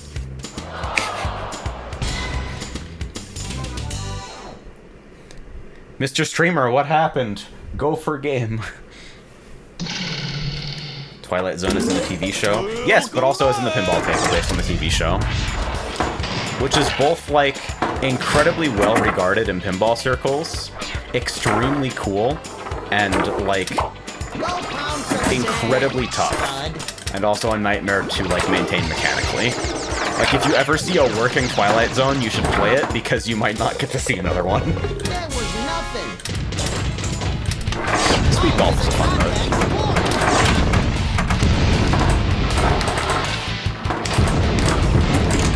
Vine boom.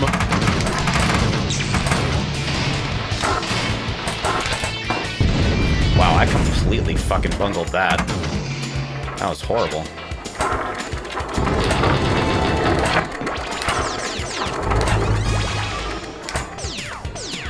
Estoy looping.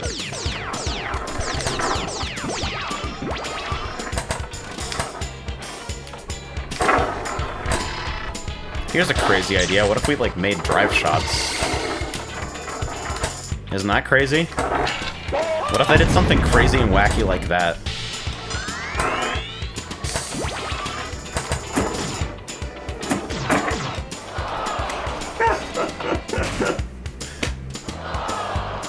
That was like laser guided.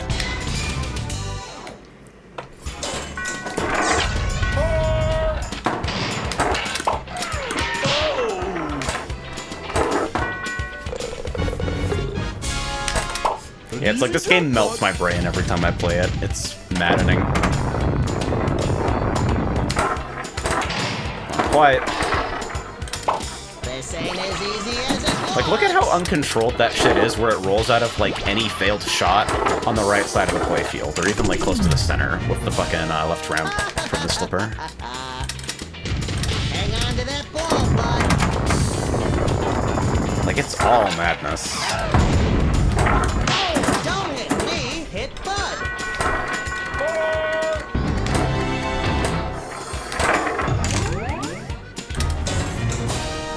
Enough already. And seriously, I cannot overstate how fucking bright the flashes are. That really gave me jackpot credit? I'm surprised that can happen. I've seen it once or twice, but like, off of a plunge, like, in single ball play seems weird.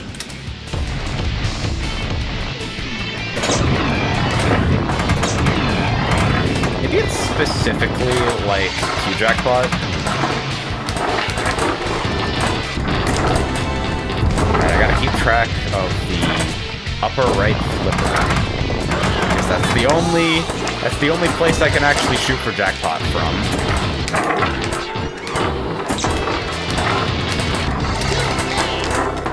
And mostly I'm just trying to keep the other balls, like, out of my face. A solid strategy for living life in general, I believe.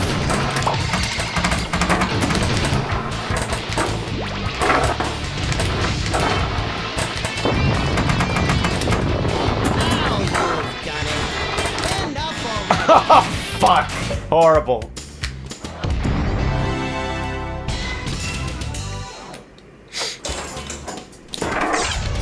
Just fucking god-awful.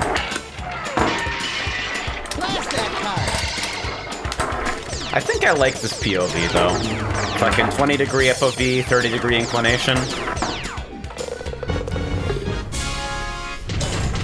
It's like, it's not a direct overhead view, which I feel like is fucking weird. And only makes sense when you're, like, streaming a physical table, I think.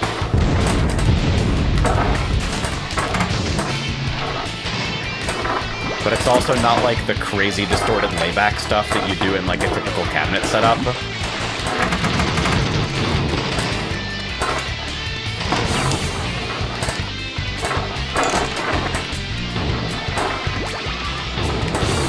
Hey, what if I hit driving range shots in the driving range mode? Wouldn't that be crazy?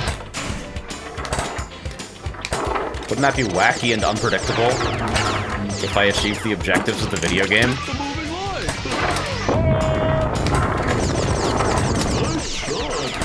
Yeah, see, like, you get the fucking bounce out of that loop and the wheel is still spinning, and it just picks up the ball and throws it.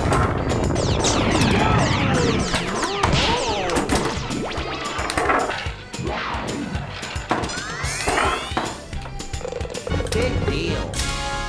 There's apparently an operator menu option for very rude quotes. You know, I'm actually not sure whether the game ships in rude or very rude. I think I should look into that.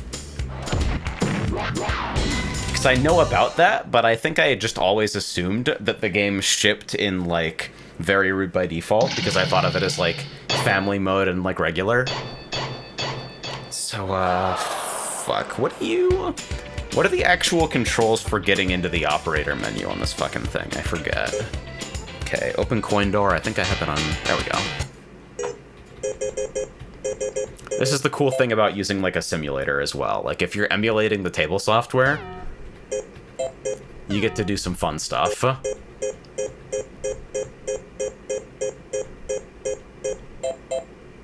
Hole-in-one reset. Extra ball memories. Stat kickbacks. Yeah, very rude. There is no polite setting. Yeah, very rude is factory. I really appreciate that. I think in the final software revision, some quotes might have gone missing, though. I remember reading about, I remember hearing quotes that, like, hazing the player if they, like, replay immediately, and operators would, like, hey, maybe the pinball machine should not make fun of someone for putting more money into it. And Williams was like, hey, I don't know, good point. We didn't really think about that.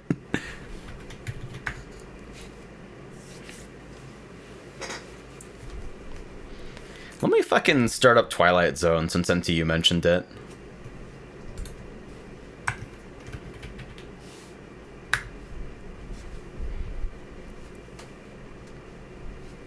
I also know,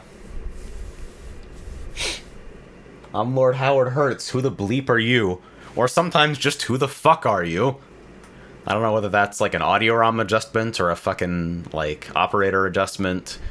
And that line exists in the game already. But, Medieval Madness will say the fuck word. It goes crazy.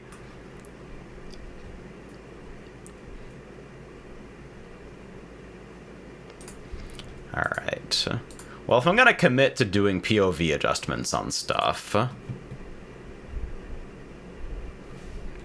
I don't want to fuck with, auto POV right now, because that's just gonna turn into a fucking... tech support sand trap. So instead, I'll just do this with table edit for now.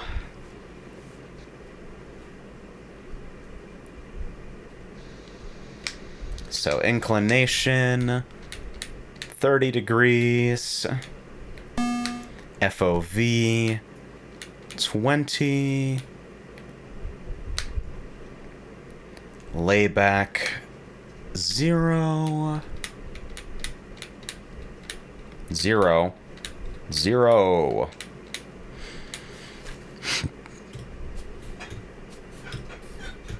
There we go. -0 will work too. XY scale. No thank you, 1.08. I would like 1.0 on both axes. And this is like... We'll scale it like this. Then maybe... pull the offset in a bit.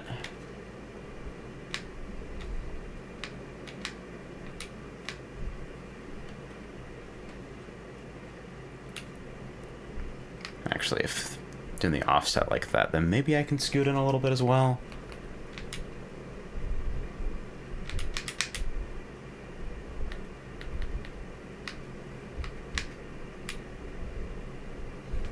Yeah, I'm satisfied with this, I think. Alright. It's like, if you don't want to fuck with this, then, like, Pinball FX3. Totally fine. No shame in that.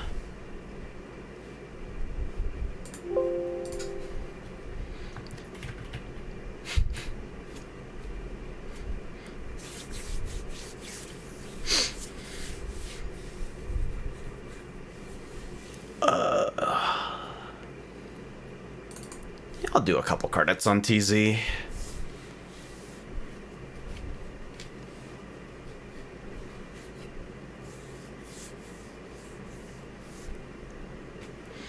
Now that I think about it, if this were a Gottlieb game, you'd barely get a ball the last 5 minutes.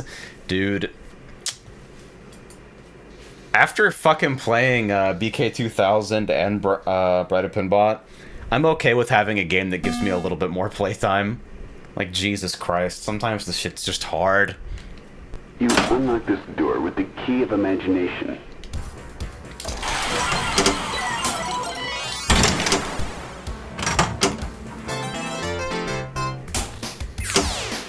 So, like, I don't really actually know a lot about the rule structure of Twilight Zone. I just know that when I play it, it beats the hell out of me like that. Because it kind of has the same quality of, like, everything going on in the center of the playfield is madness where none of the returns are, like, planned at all.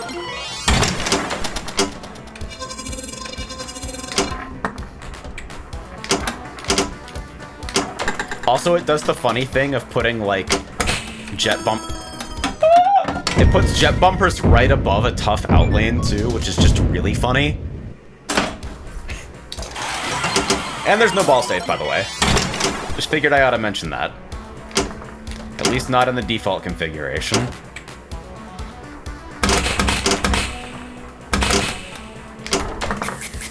It is fast and it is mean.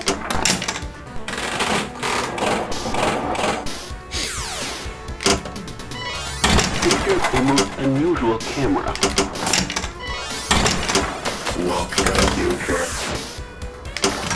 Nice. Are you ready to battle?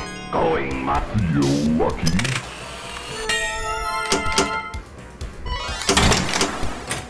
Come on, don't reject!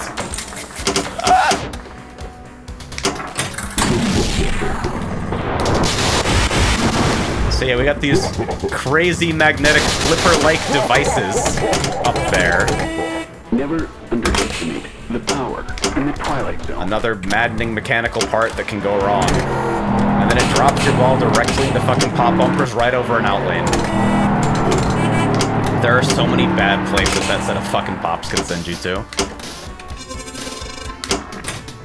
Not like this, come on. Please be polite!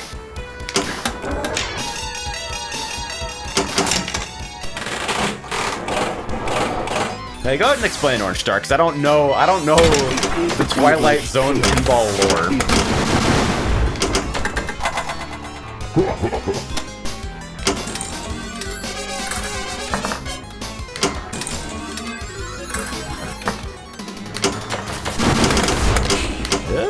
Scary.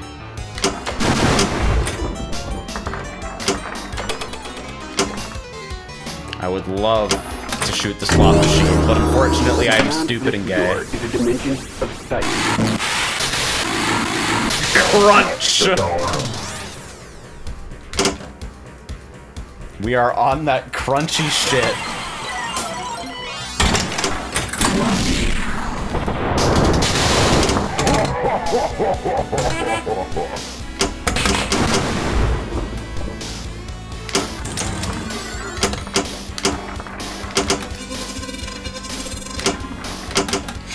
Ugh.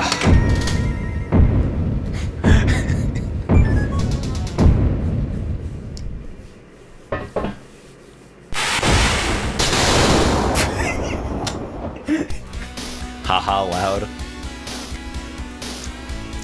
From Orange Star.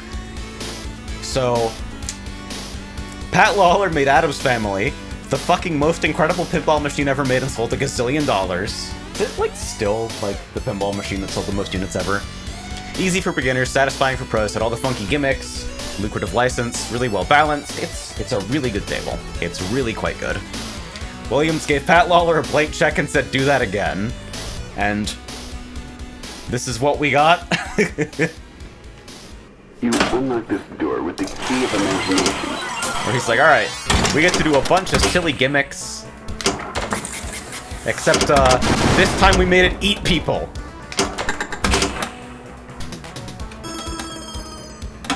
I want to make a fucking machine based on my favorite TV show ever with more gimmicks, and this time it's specifically for hyper pros. Yeah.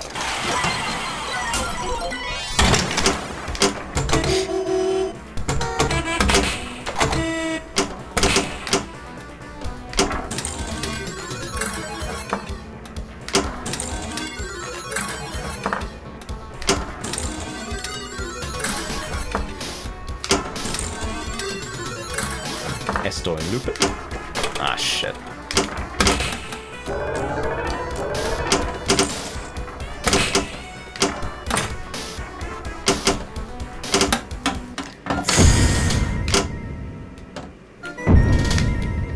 The game design of pinball tables is interesting because it's like...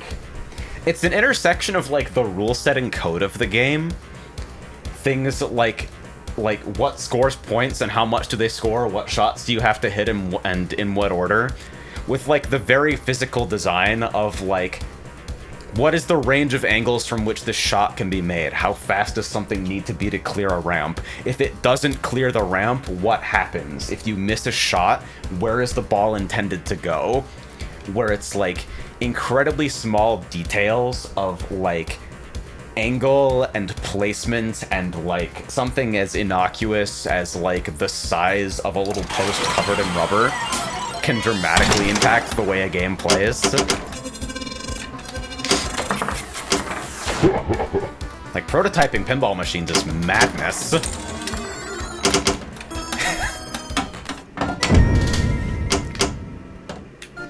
Anyway, Twilight Zone ate me again. That's fun. You unlock this door with the key of Twilight imagination. Zone is so fucking hard.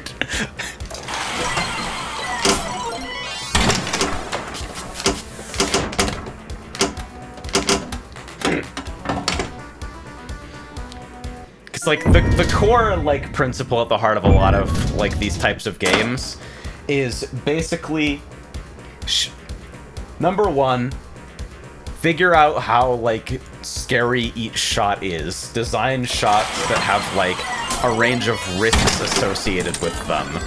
And then number two, put the biggest reward on the riskiest shots. Twilight Zone does not appear to actually do this.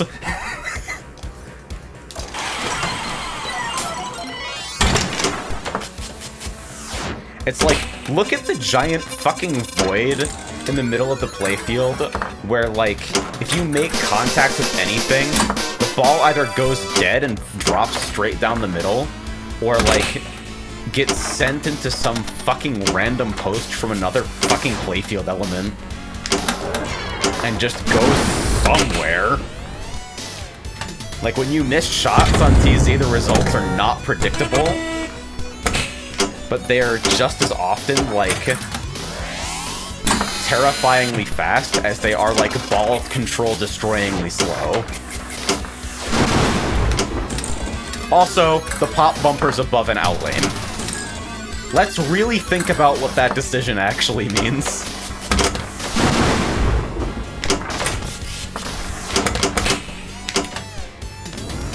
Are you ready to battle? Feel lucky? Like, you can just see from that exchange alone how many different ways things can go wrong. Don't touch the door. But what if I touch the door, though?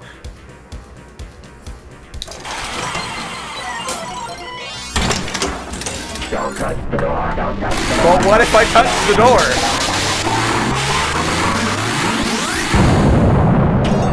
Still one of the best fucking multi-ball cards ever. Into the Twilight Zone.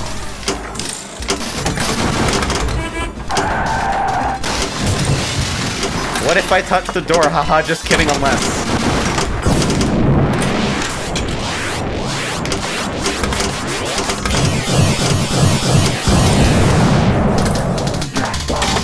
I can't confirm that TZ is this loud in person, by the way. Oh, cool.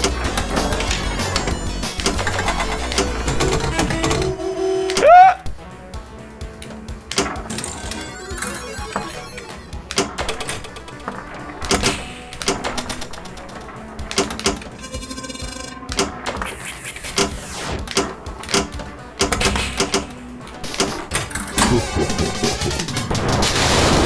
God, how do I do anything? Never underestimate the power in the Twilight We Zone. lived.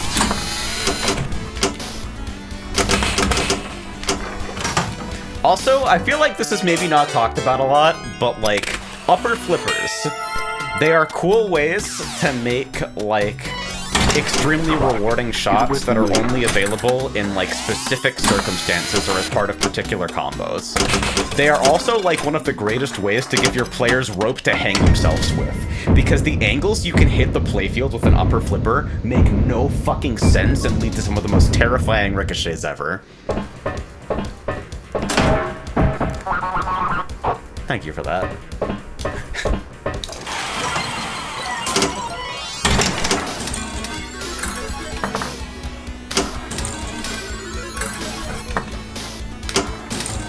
See, it's like, this is a safe shot. This is a safe shot because it's a wide shot that's, like, in the center of the playfield, but also because making it returns the ball to a predictable location where you can make the same shot again. And so, Pat Lawler correctly decided, this shot should be worth nothing. You should receive no reward for doing this ever. Unless you're being asked to do it as part of something else.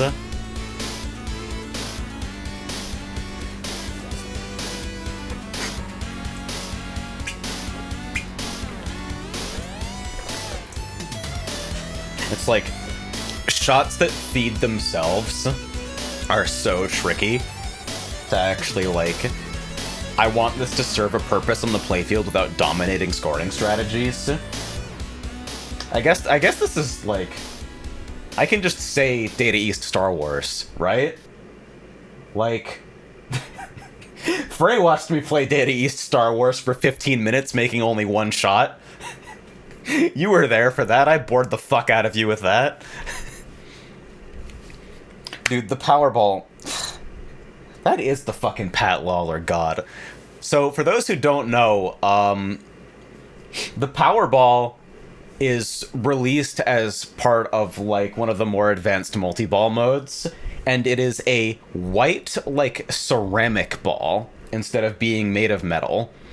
And because it is made of ceramic, it moves at approximately Mach fuck and is impossible to control.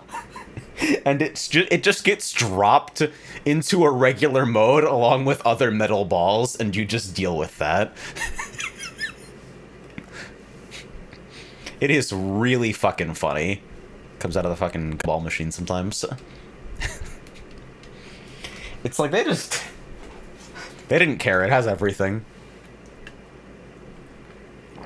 Yeah, a lot of good pinball machines tend to make self-feeding shots self-cancel after a few loops, or only useful to complete a goal rather than to score points. Yeah, you'll get like a diverter that makes the shot feed the other flipper instead, or the shot will turn off in code, or you are no good gophers, and Buzz goes, "Hey Bud," and Bud pops up in front of the center ramp and goes, "Howdy," and you're done with shooting the center ramp for the rest of the ball. Fuck you, gophers, you fucking piece of shit. Fucking bastard. Alright, let me see again. You unlock this door with the key of imagination. I actually don't know the mechanical, like, means by which the machine sorts the Powerball. Maybe it's magnets? I have never had the opportunity to play Hercules. I should actually see if there is a VPX recreation of Hercules. It's infamous, right? I'm sure someone's done it.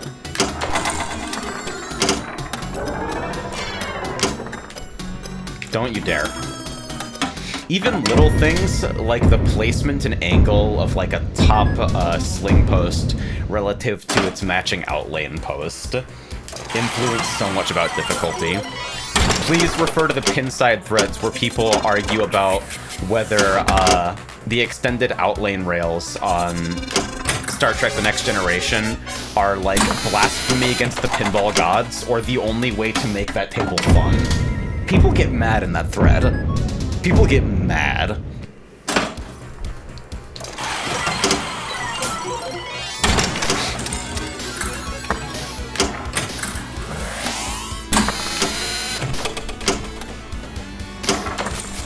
The good Simpsons one pinball party, probably? Yeah, Stern one. I like Pinball Party, but I feel like I only flow with it maybe like once out of every 15 minutes. It's maddening. Alright. Fucking Twilight Zone is beating my ass, so this seems like a good excuse to go look for the Hercules recreation and laugh at that.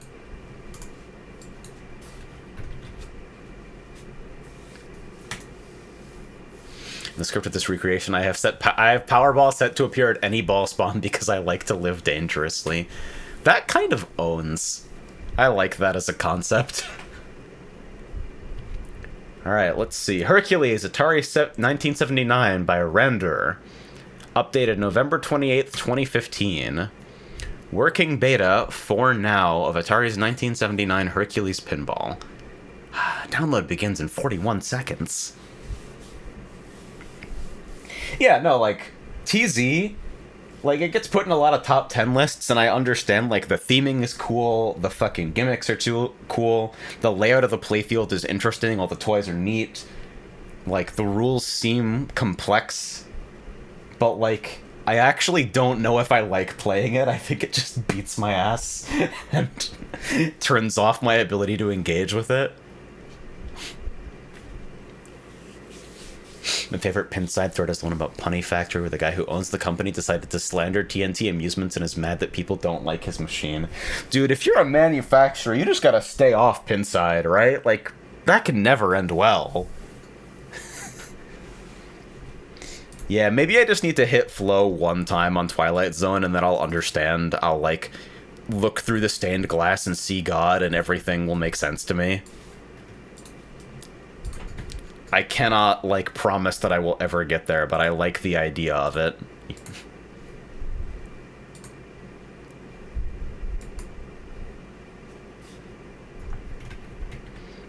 Alright, well, I've downloaded Herc. I think I might also need to grab a ROM? Let's see. If I just search Hercules.zip. Alright, I have a few Hercules.zips, so I think this might actually be set up.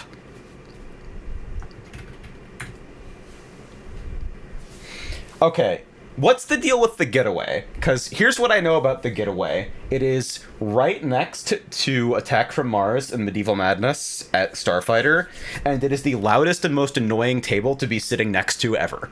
And people fucking love it. People will, like, show up when the place opens, sit down at Getaway, and then play it for 4 hours and then leave. So you're just getting the entire fucking time, and it's like, dude, I just want to fucking beat Royal Madness. Can you tone it down over there?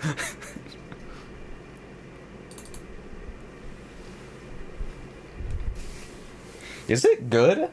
I bounced off the theme, but maybe I ought to try it.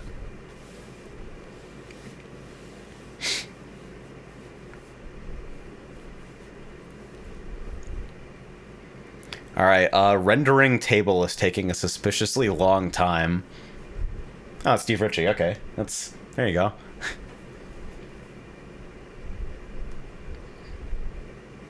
Inside also had a thread about this Aussie pinball company called Ballarama Pinball, where the owner legit does not know why people turned their backs on companies that were taking money before they even had a machine out. I mean, hey. It's not like we've been burned or anything. That never happens. Don't think about Magic Girl. Magic Girl doesn't exist. That didn't happen.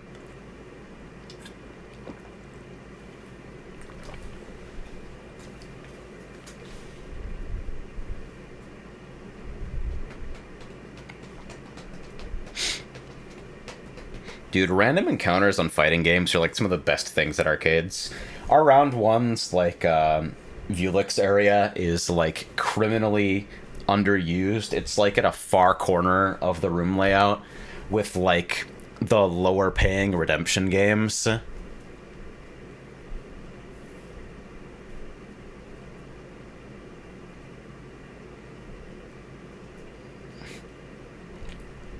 This is still in the rendering table phase. How confident are we this is actually doing anything? Give me, like, a confidence estimate here. It's... Hercules is too big for the computer.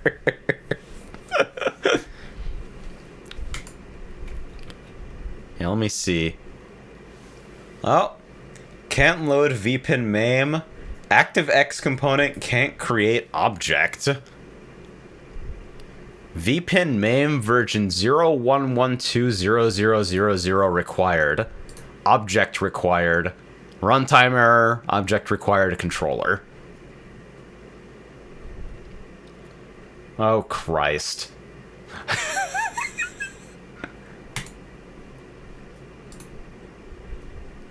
Why did this happen? I literally just clicked on the table. Open source controller adapters. Are you getting a fucking RAFNet? Is RAFNet open source? Reject technology, return to Gorgar. I'm about there, but I'm gonna load up Herc again and see what happens.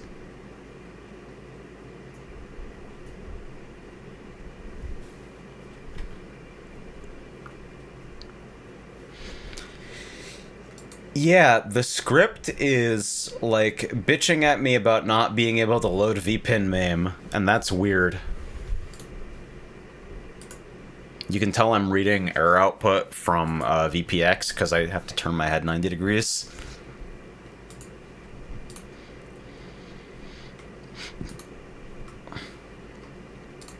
Let me go to this tables thread and see if anybody ran into this.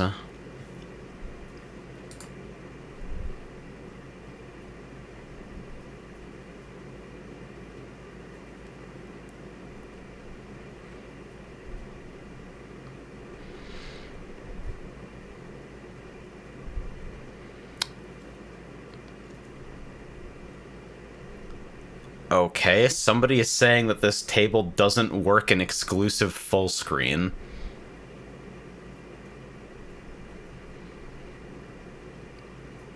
Do we believe that?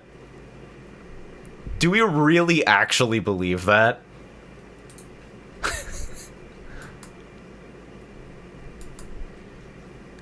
Okay.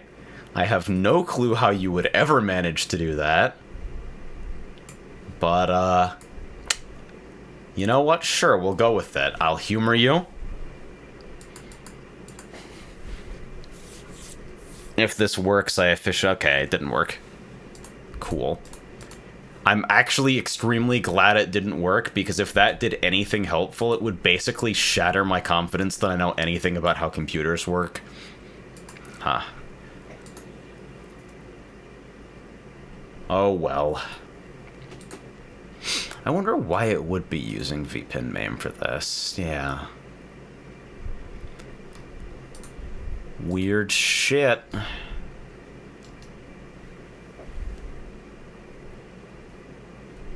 Alright. Well, is it time? Is it time to reject technology? Reject technology and return to Gorgar? I'll play a few. Do I have to do POV for Gorgar? I forget. Do I already have one?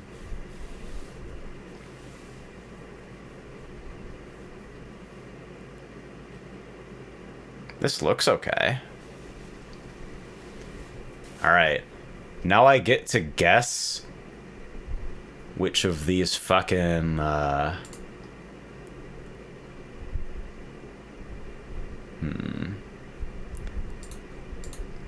Because I got a few, virtual alphanumeric displays here. And they're all titled the exact same thing, which is just mind-bending to me.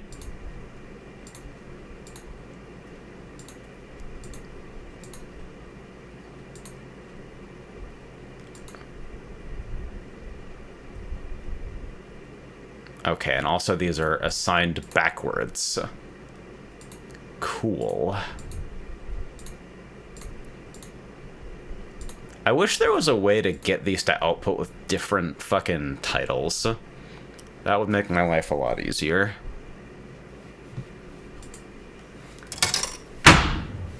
Gorgar.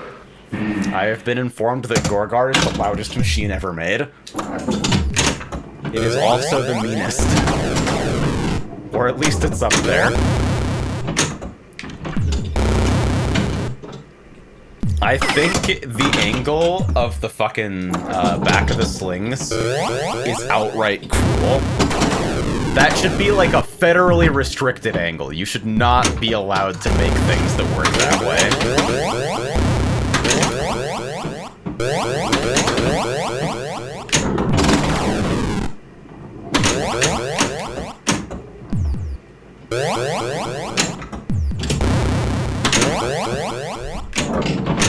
Am I seriously gonna try to do the fucking drop targets? Worth a shot, right? What's the worst that could happen? You're already playing Gorgar.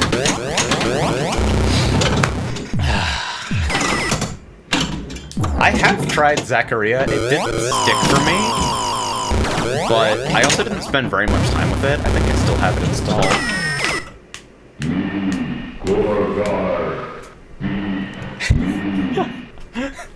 It's not fuck it, we ball. It's just fuck ball. That's Gorgar's, like, internal design philosophy.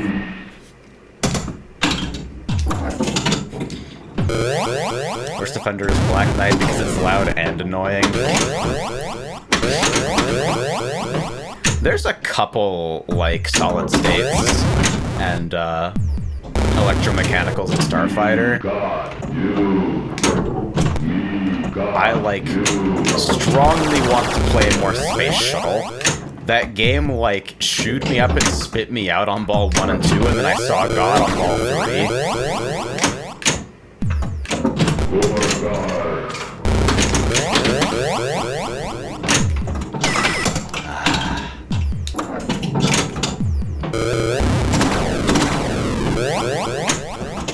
Why do I monkey flip? What's wrong with me?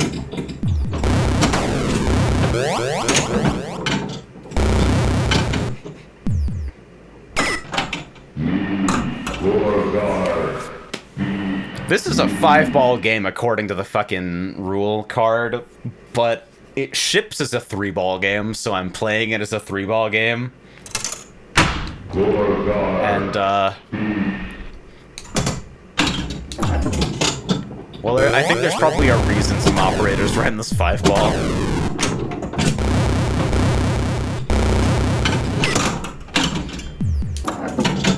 I've gotta, like, give it a tap in those situations, but it's so scary.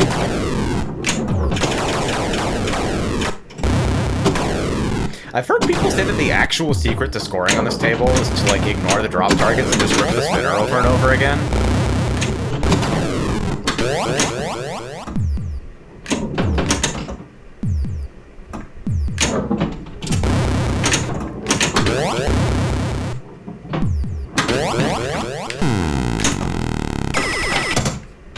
That was only one warning. We didn't tilt quite yet.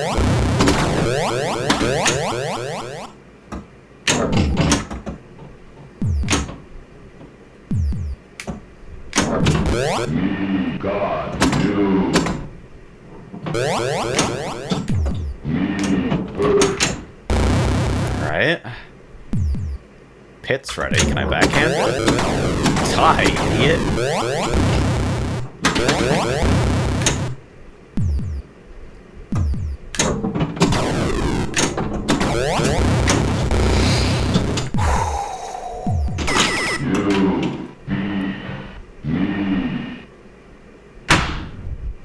That was a match. Did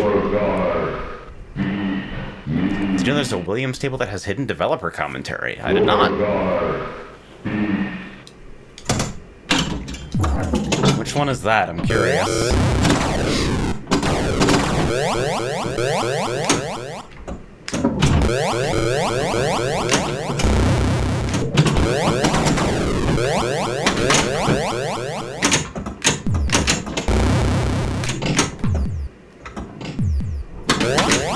Maybe this is because I'm coming right off the heels of the Advent calendar. But, like, Sleep Mode talking about, like, I'm kind of interested in the design of pinball is making me wonder, like, aiding pinball machine?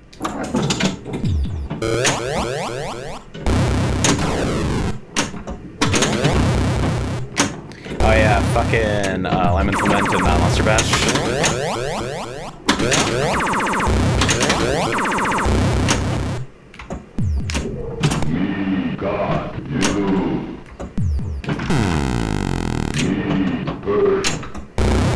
One warning for that, thankfully.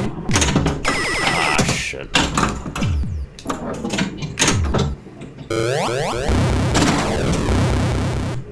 I don't know why I said Cactus. I monkey flipped because I was reading Cactus Jack. Yeah, Not counting Cactus Jack, is literally the last pinball machine Williams ever made. I think it's fair to say that Monster Bash... Here's how we'll do it. Monster Bash is the last pinball machine Williams finished. Cactus Canyon is not done.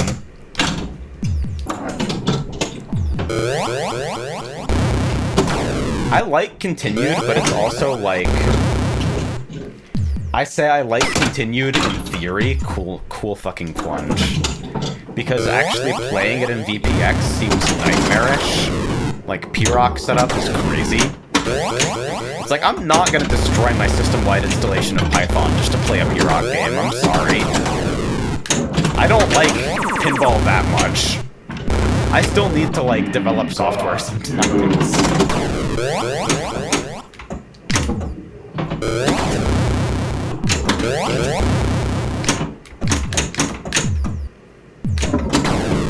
And also Continued has, like, the exciting choice where, so, like, there's the fucking, Polyperil, the mode, which is, it's just one. It's, you alternate left and right ramps on a timer, and, shooting up the center pauses the train that's gonna run over Poly. And, like, in the original game, there's just the one variant of that, and if it times out, then nothing really happens. The game just kind of, like, ends the mode and returns to standard play without ever, like, playing anything. And Continued has, like, a couple different variants of this. It's got, like, a couple different themed versions of Polyperil where it's, like, a different fucking thing threatening to, whatever. One of them is fucking gators or something. I'm like, that's a cool way to spice up and flesh out the thing without, like, making big invasive gameplay changes. Gorgar, by the way. But, like... Also, in Continued, when you time out on Polyperil, it, like, plays a DMD animation of Poly getting run over by the train, and then just gives you Poly died as, like, DMD text. And then when you later go to claim the reward, it will be, like, a 3-digit nothing reward, because she's dead. And it's like, this is an interesting decision.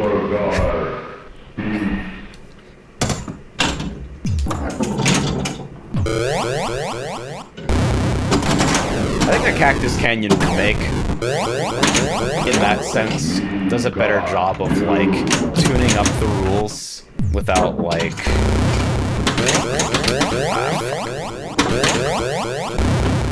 without making the sorts of changes that feel, like, blatantly out of place.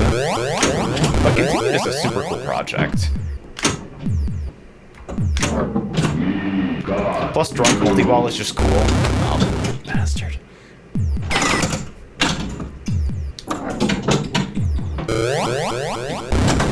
It's like pinball machines where you can feel like you're making backwards progress.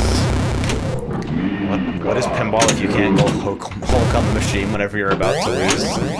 Yeah, it's like... the virtual pinball motherfuckers have made some great strides in going Hulk on the machine. With, like, accelerometers and gyroscopes and shit. So you can throw around your virtual cabinet. It's, like, pretty well put together, honestly. But I have a 360 controller with an analog stick. And life is sometimes hard, is what I'm trying to say. Yeah, Drunk Multiball, it reverses the flippers.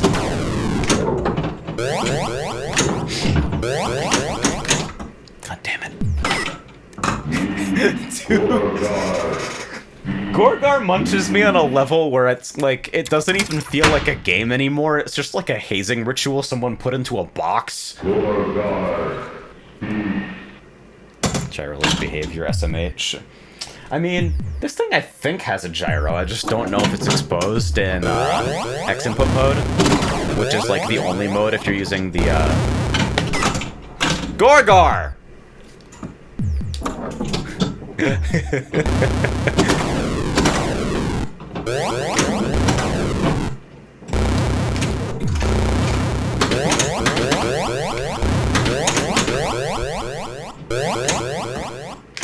I fucking love Gorgar. like, unironically, when I just want to play something simple, and just focus on, like, alright, we're gonna think about the mechanical interactions of the ball with the playfield today. Gorgar's the place to be.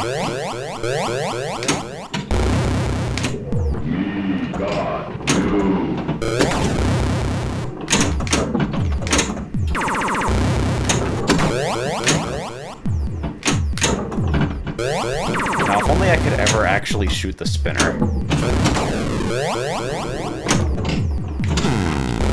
Hey! Wow, it really gave me 3 warnings for that! That's so insane!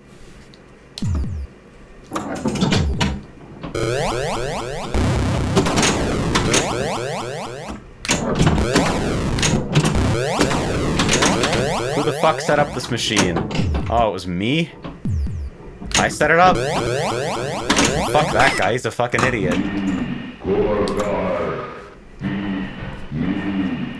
Little nearby town arcade had this machine for a couple weeks. He sold it though because he didn't want to scare off the church folk clientele. Yeah, I mean, you look at the playfield art. That's understandable. I feel like there's more than one crowd that would have some issues with this.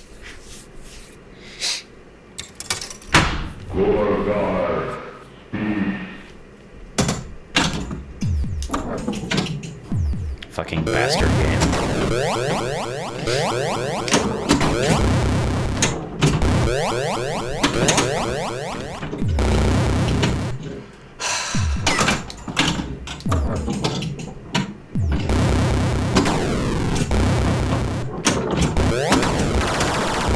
I wonder if I should turn on the OBS auto bitrate shit again. I wonder if that would help when Cox Communications decides to be Cox Communications.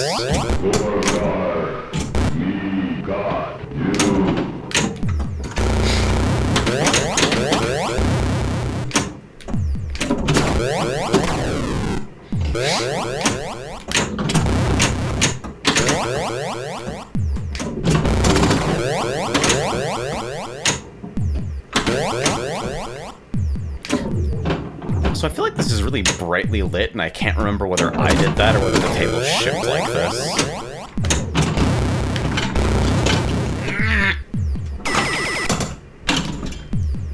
Wasn't your interaction with Gophers in a fucking church attic or something? Yeah, for whatever. It was the cool church youth group where we talk about relatable teen things. And they did, like, the world's saddest, like, prayer service / weird party lock-ins on, like, Saturdays. Where they had, like, a couple 360s and a pinball table and some shit like that.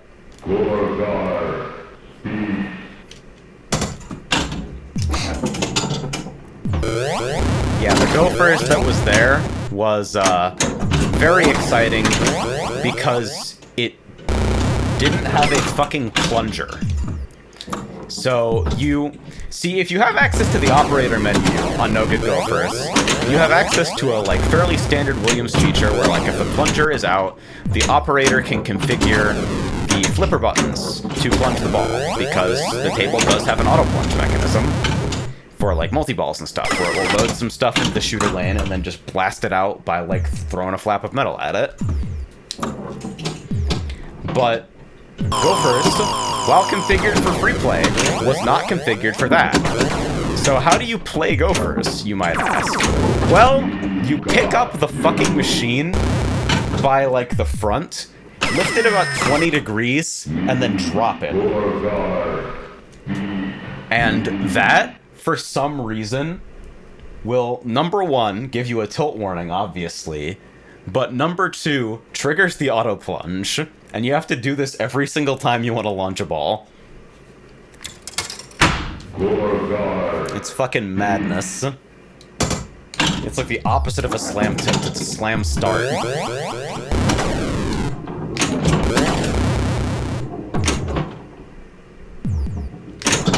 And so that was the first pinball machine ever where I got to like spend a lot of time with it and learn like the intricacies of the rules and how it worked. That was my gateway drug. Thank you, weird church youth group.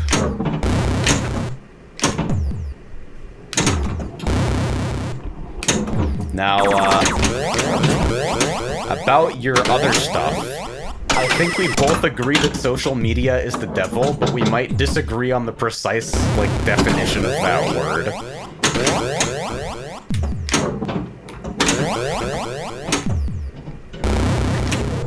Who does DDR for exercise and you can use deadlifts with your pinball carriage?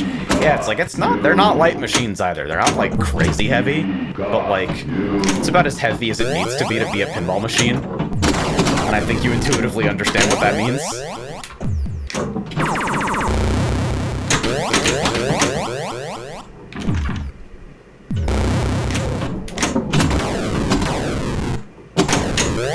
The real question is, what 360 games did they have?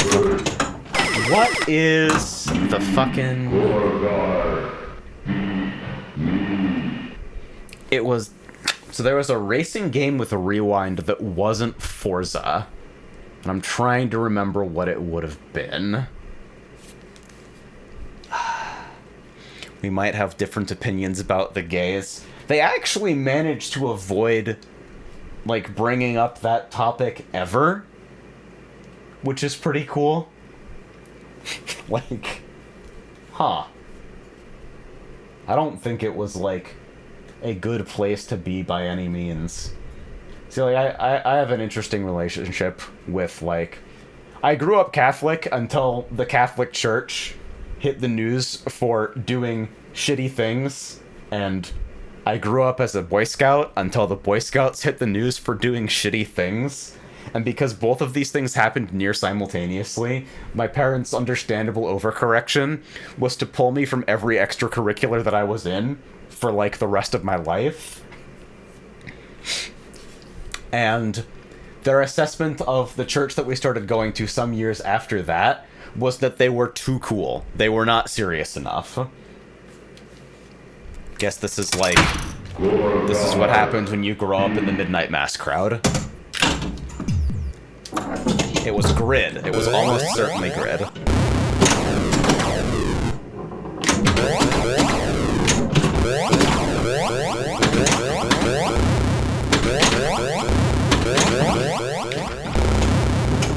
Yeah, it's like, no, we're cool. Not just the teen service, even the regular service has electric guitars. We're hip and modern.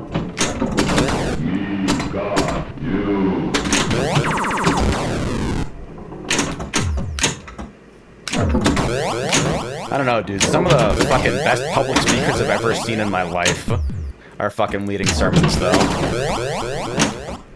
It's like the technique associated with that type of shit. I find it hard not to be, like, begrudgingly respectful of it.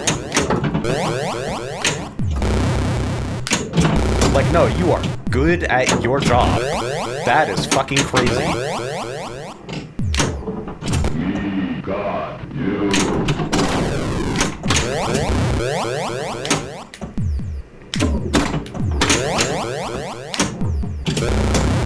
Alright. We got the GAR targets. Can we get the GORE targets? The heartbeat going faster and faster as you get closer and closer to an objective, only to choke.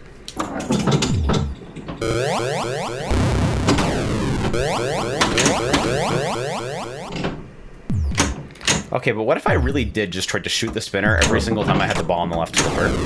How would that go for me? How does that change history?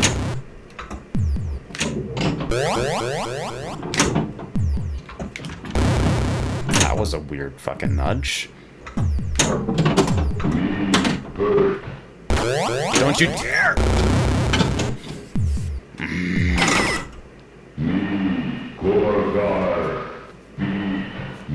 I really hope this is as loud for you guys as it is for me. Because it's fucking loud for me.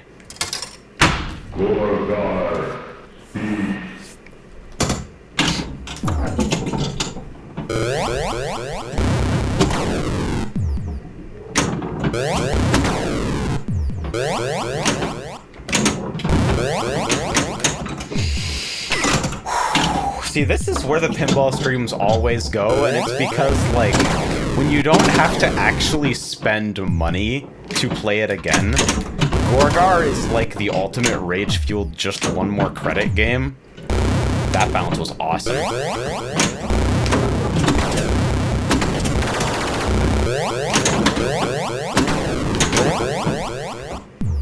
Alright. We did the gore targets. Can we do the gar targets?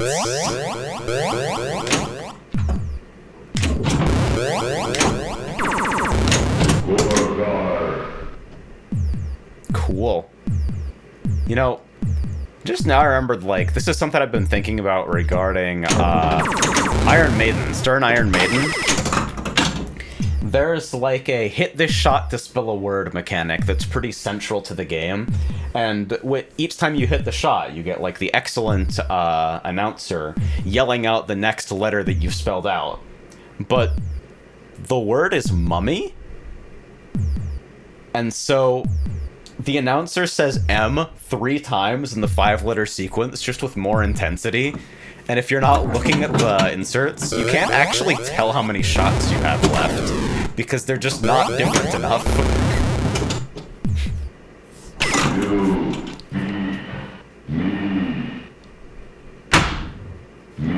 Cool match. What is fucking top score on this board by default? 500,000? Insane how impossible that is. Okay, the match feature's been really kind to me. Remember that match on most pinball tables is not 10%, it will be more like 7%. That's an operator tunable feature. Also, in a lot of games, you're more likely to match if you're in a multiplayer game, because if one player gets a free game, the other player will likely put in a credit to play with them. That's how they get you. Welcome to arcade games.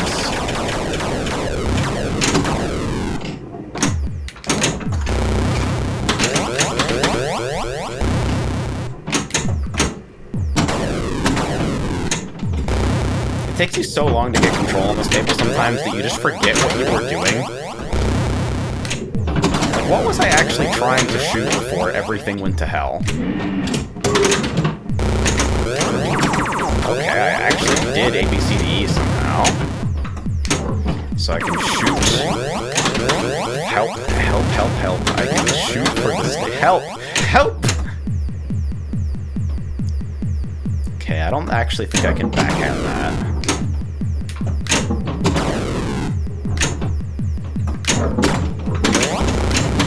The heartbeat's making me nervous, Mom! Nice.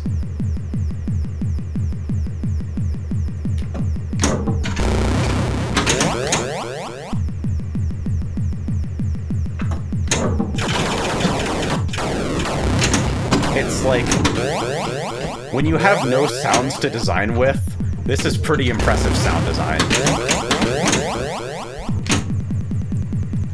Holy shit. I've never heard it get that fast. Sick. Bonus gamer.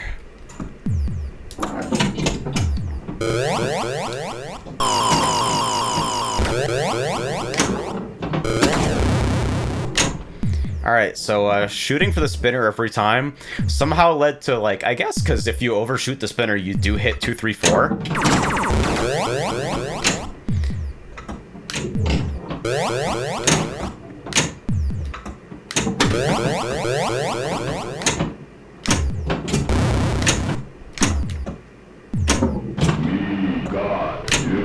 Ooh, that was a clean catch.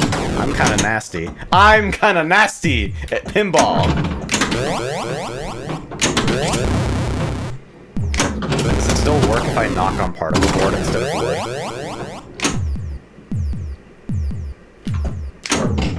Alright, maybe guard targets?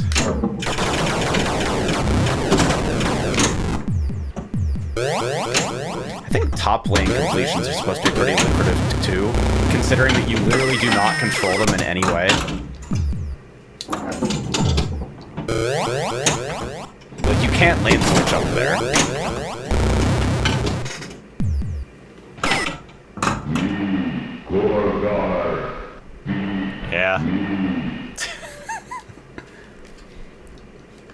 It's such a bastard. It's such a fucking mega bastard. You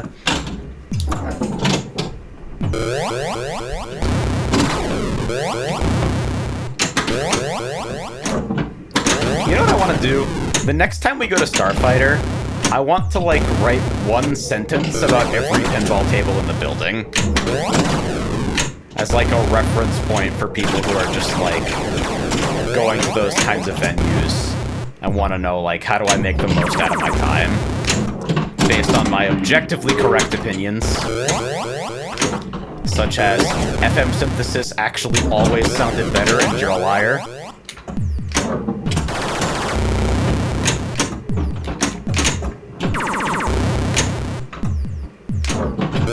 I would like to shoot Snake Pit.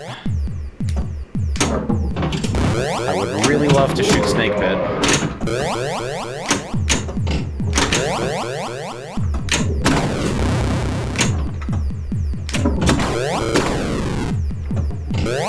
Eventually we will get there. Maybe. Spinner? Whoa, not even close. What are you fucking smoking?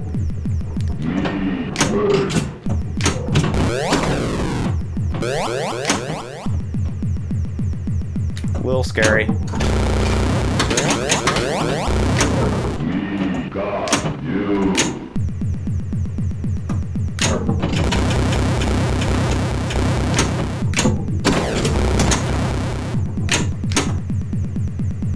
What do I shoot now? That fucking saucer's been pretty lucrative when it's lit. Really ripped the spinner that time.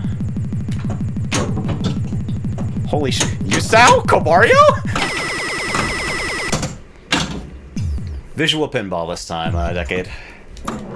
I see the fucking Kamen Rider individuals are starting to find me here.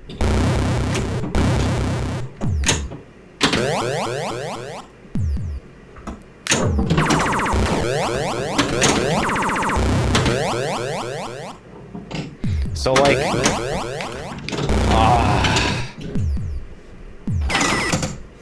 it's like you have those miracle balls once in a while, once in a great while, where it feels like everything lines up, and you get to, like, actually target specific shots for a while, and then ball 2 and 3 are that.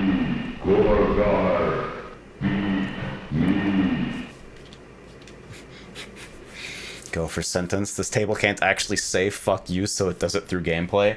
Dude, I wish there was a fucking Gophers at our venue. I want to play that table again. It's seriously... The hole-in-one shot hits different. It is so fucking good.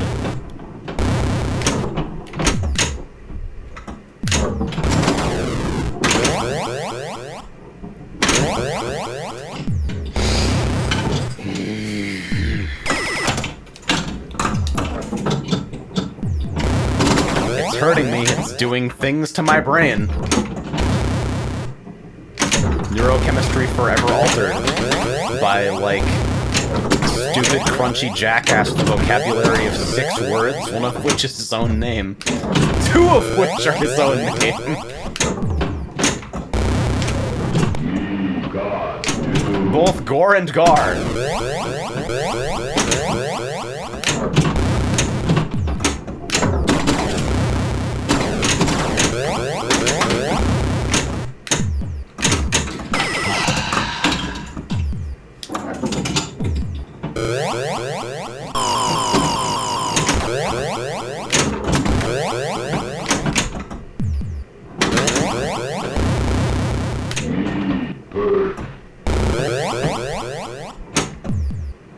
Alright.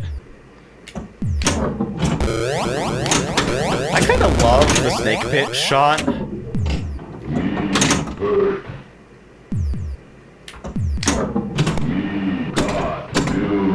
Like, we're in this era of pinball where, like, fuck ramps, ramps are too hard. What I say, wireform, etc., etc. You still manage to create those, like, long, high-speed shots that feel, like, super satisfying to land when they work out.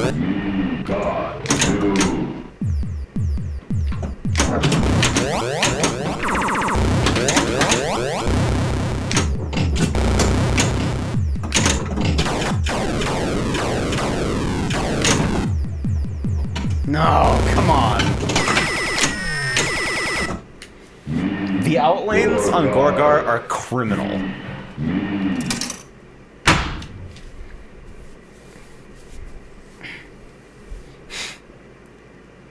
You know, tilt voice lines remind me. So, there's the obviously excellent voice line on Creature of the Black Lagoon's Slam Tilt.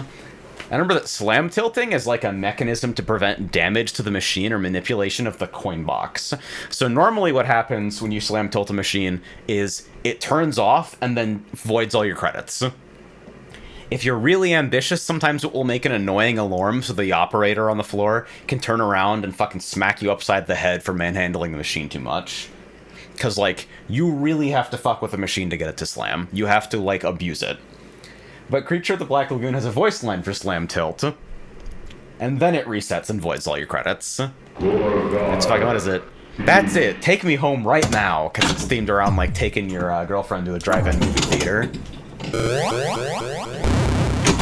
It's like, hey, I guess you got too handsy.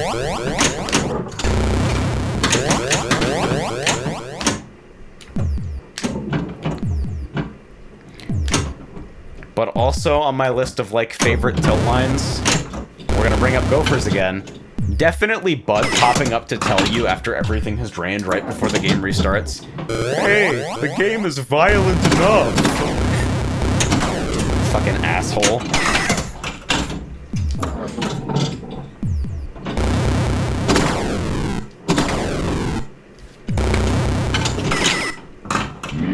Gorgar.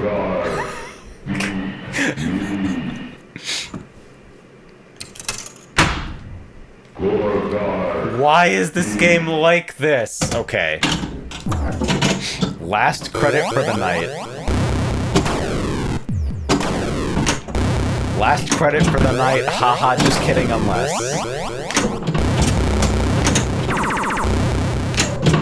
All pinball machine. All pinball streams inevitably devolve into Gorgar. Because Gorgar is one of those machines where I do really like... It's on my agenda. I want to beat its ass someday. I want to hit that 500k stock high score, which is like blatant lies and falsehood. I want to crush this fucking thing.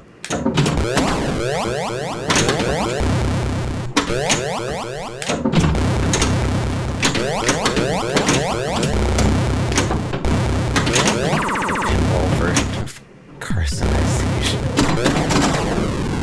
But what did he mean by this, truly?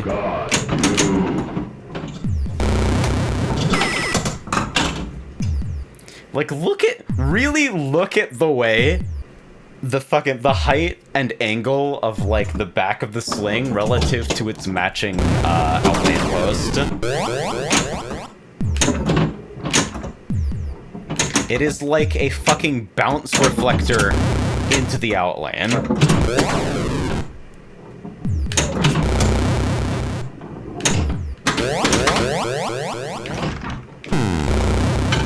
Great. Okay, last credit for real unless. Last credit for real unless.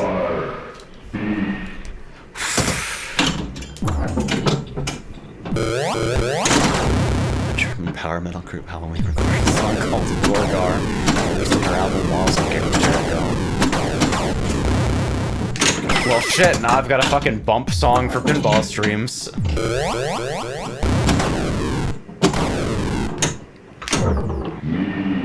Because, like, we can all agree this theming kinda owns, right?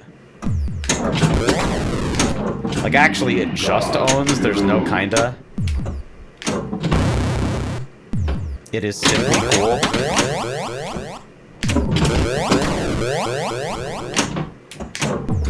I will always have a soft spot for, like, game versus player adversarial framing.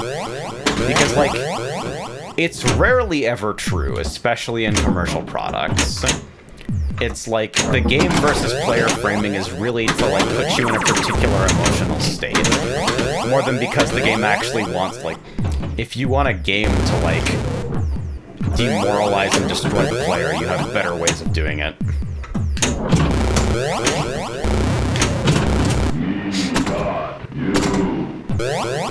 And it's like that framing, it gets me energized.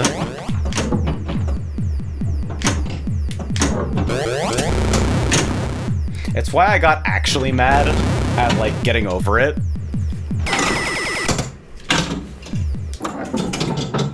It's like, alright, we combine incredibly punishing and, like, inconsistent, bad-feeling gameplay.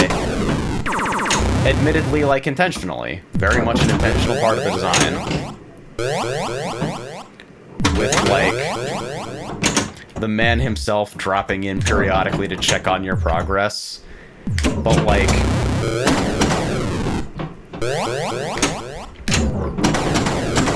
I don't know, maybe I had the wrong idea about it. But I feel like it was trying to sell itself to me as, like, something masochore, and what it actually was an exhausting and, like, boring test of patience. It's weird. Alright. I gotta fucking... I gotta put the Gorgar down. I gotta, like... I don't know. Take a walk. Do anything that does not get my head bashed in by the increasing heart rate of Weird Demon Table. So, I'll catch y'all later. The next time I stream, I'll probably be streaming something weird and ostensibly single player that Wes recommended to me a billion years ago. And I decided to, like, dedicate a first impressions stream to because I like hurting people. And there is nothing more painful than watching me try to play a game that, like, requires me to navigate a world without assistance. It's not Pokemon, it's a relatively recent release. It's on Steam. We'll see. Dude. I should, like, dive into Mystery Dungeon at some point, though. I do kind of have a hankering for dungeon crawlers. I've been playing a little bit of Rift Wizard on and off to, like, as, like, a coffee break fucking DCSS type experience, and it's, like, my relationship with those games is weird. Anyway. Thank you for coming by. I don't have any hair anymore. I think that's cool. Fucking good night.